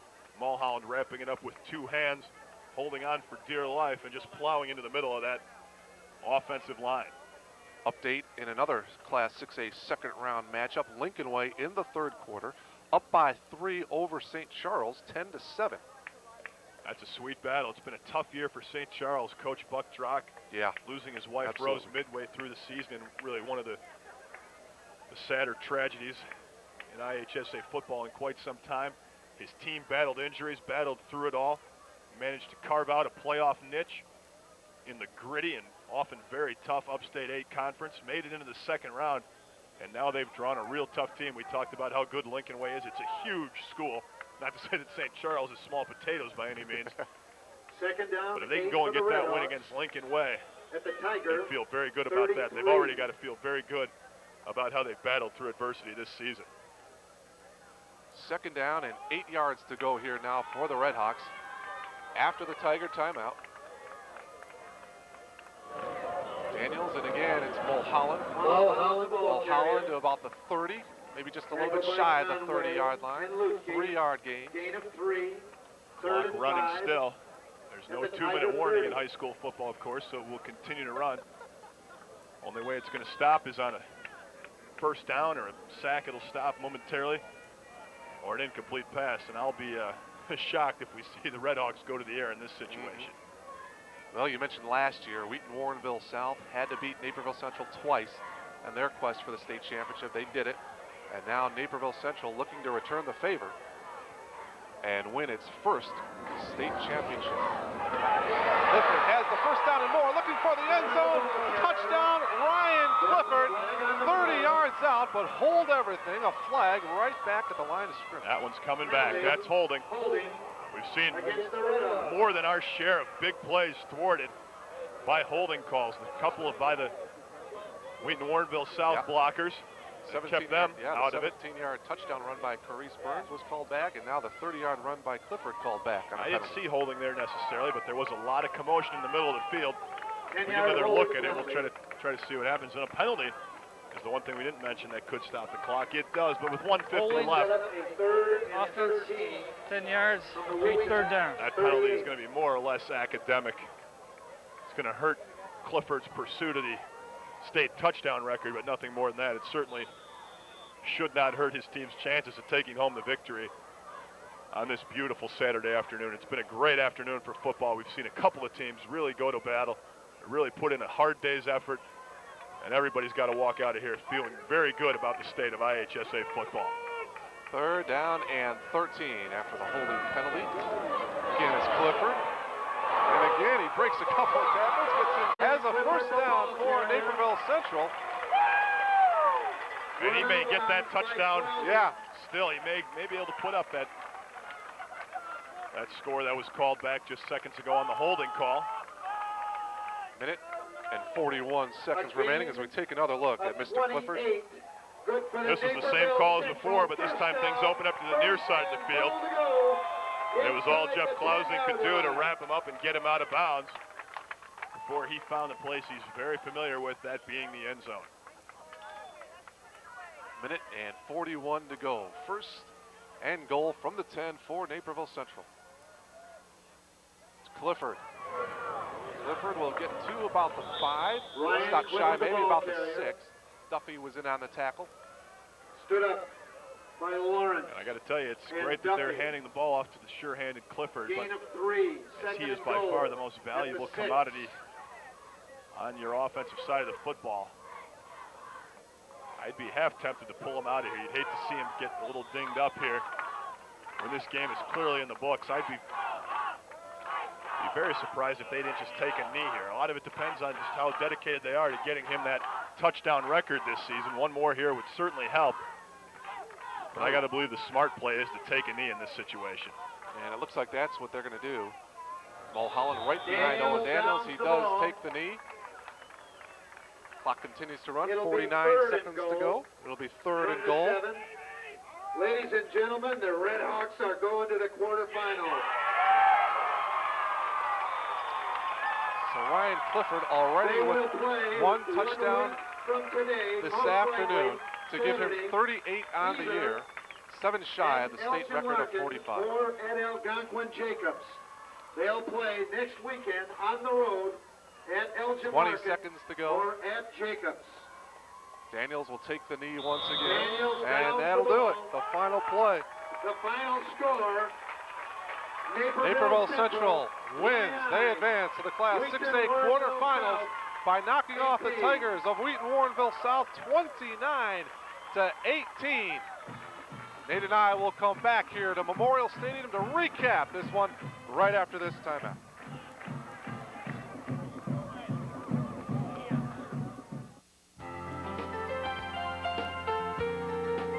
The final score, Naperville Central 29, Wheaton Warrenville South 18. Naperville Central now goes to 11-0 on the year. Wheaton Warrenville South finishes its season 8-3, and Naperville Central leading at the half 13-0, but a third quarter, Nate, in which both teams' offense is clicking on all cylinders. Well, after not being able to get much going, the Tigers struck first. Jerome Collins on a 45-yard scoring strike from Matt Alley. That was followed back with a Naperville Central answer. Owen Daniels scored from 1 yard out with 5:39 left to play. Back came the Tigers behind Carice Burns, who scampered in from 1 yard out, and that just about did it. Then it was all Naperville Central in the fourth quarter. We're going to send it down to Lisa with 2 of the heroes from today's game, Kevin Noel and Ryan Clifford. Take it away, Lisa. I'm here with two exceptional players from the Naperville Central Redhawks, Ryan Clifford and Kevin Noel. A lot of people said it was going to be very difficult for you to beat Wheaton Warrenville South 2 times, but you guys did it. They beat us 2 times last year, so and we had to get revenge and beat them twice this year, and we did, so it was a good victory. I mean, they come up fired up. We shut them out in the first half, but, they come out, their offense would come out strong in the second half, and they did, and we just had to, come out a little harder on offense and score a little more points than they did, and we did. We came out on the winning side, so it's a great feeling. Well, they obviously were playing you very tough because the last time you played Wheaton Warrenville South, you scored 4 touchdowns. This time you have 1, and you added to the 38 now touchdowns that you have on your way to the 45. That's the state record. How does that feel? It's a good feeling. I mean, the best feeling would be winning a state championship. So if I can get that 45 touchdowns and help the team win state championship, that's fine. If I get, no more touchdowns, but we still win it, that'd be great too. So, I mean, no matter what, I want to win a state championship, and we're on our way to it. So we just got to come out each week and prepare. You guys are doing a fantastic job. In fact, Kevin, when the ball's not given to Ryan, it's being thrown to you, and you're doing such a fantastic job. How did it feel in today's game? It just felt so good. We knew that they would, like Keon Clifford, and we knew that me, Brad Spencer, and our tight end, Pat Hinsberg, would have to come up big, because Clifford pretty much handed it to him the first game, and we knew Coach told us to be ready when our number was called, and so we just came out, did the best we can, and came out on top, and it's just such a great victory for us. After beating them twice, after they beat us twice last year, it's just great.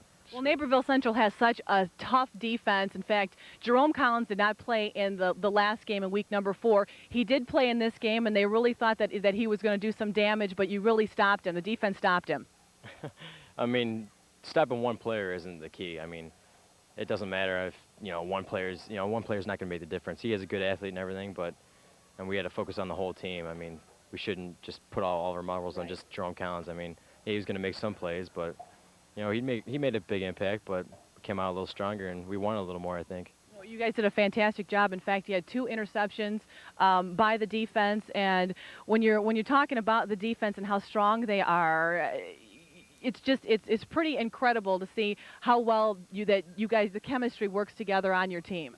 It's scary because you have like 7 juniors starting, and once again we'll be strong next year, and it doesn't matter whether you have 11 juniors, 11 seniors. It just depends on how much athletic ability you have and just the chemistry, which is just huge. They practice. No one is like trying to be above anybody. Everyone's equal, and they just go out. They practice hard. They give us good looks. We give them good looks, and they knew what to expect. We watched so much film and practice and everything, and it just came out and showed tonight. Now, how does it feel to be undefeated? I mean, you guys right now are 11-0, and it's just such an amazing record. It's crazy. After last year, it was 6-3 after a tough loss in Naperville North, and to be undefeated this year, it's like a dream season. It's just like a whole new world. It's just great because we deserve it. We played hard. We've never let up or anything, and I hope we just continue to strive forward and to the state championship, which has never been won at this school before. So we want to be the first to get that state championship, and we're definitely on our way for that. You sure are. In fact, you play the winner of, I believe it's the Larkin-Jacobs game from this afternoon, and we haven't heard yet a score, but regardless, are you going to prepare any differently from how you prepared this game to next week? Oh, no. I mean, they're going to be a good team anyway. I mean, no matter who we play, they're going to be in the quarterfinals just like us, so we got to go out there and just, play our game. That's our main thing. We just got to play our game. Don't change much. I mean, we have to make a few adjustments here and there and improve, of course, but and once you start changing everything, that's when you're getting yourself in trouble. So we're going to go at them and just give them with all of our heart, and just got to win every game, and that's the key. Well, I want to say congratulations to both of you, and please forward the word over to your team. You guys played a great game today against Wheaton Warrenville South. Good luck advancing into the quarterfinals. All right, thanks a lot. I'll send it back up to the guys for their final comments. All right, Lisa, thank you very much. Kevin and Ryan, congratulations on knocking off the defending state champ, Wheaton Warrenville South Tigers. They do it tonight, 29-18. Nate, some final thoughts on this afternoon's game. Well, we knew this one was going to be a great one. It always is when these 2 powerhouses lock heads, but today the story was the Naperville Central offense. They were unstoppable every time they had the football. They moved it with great efficiency, and the 2 guys we just heard from were reasons why, and reasons not only why they won today, but reasons why you got to put your money on them to be your 6A state champions this year. All right, so that'll do it from Memorial Field. Once again, your final score, Naperville Central 29, Wheaton Warrenville South 18. So for our award-winning director, Ken Cheetah Masters, Bob Picorni, Syed Wasiuddin, Jill Robertson, Jennifer Holt, Lee Gear, John Lagerholm, Mike Midzinski, Ben Malk, for Nate Frank, Lisa Prati, I'm Mark Kruger. Hope you've enjoyed the broadcast. Again, your final score, Naperville Central 29, Wheaton Warrenville South 18. This has been an AT&T Cable Services sports presentation. So long, everybody.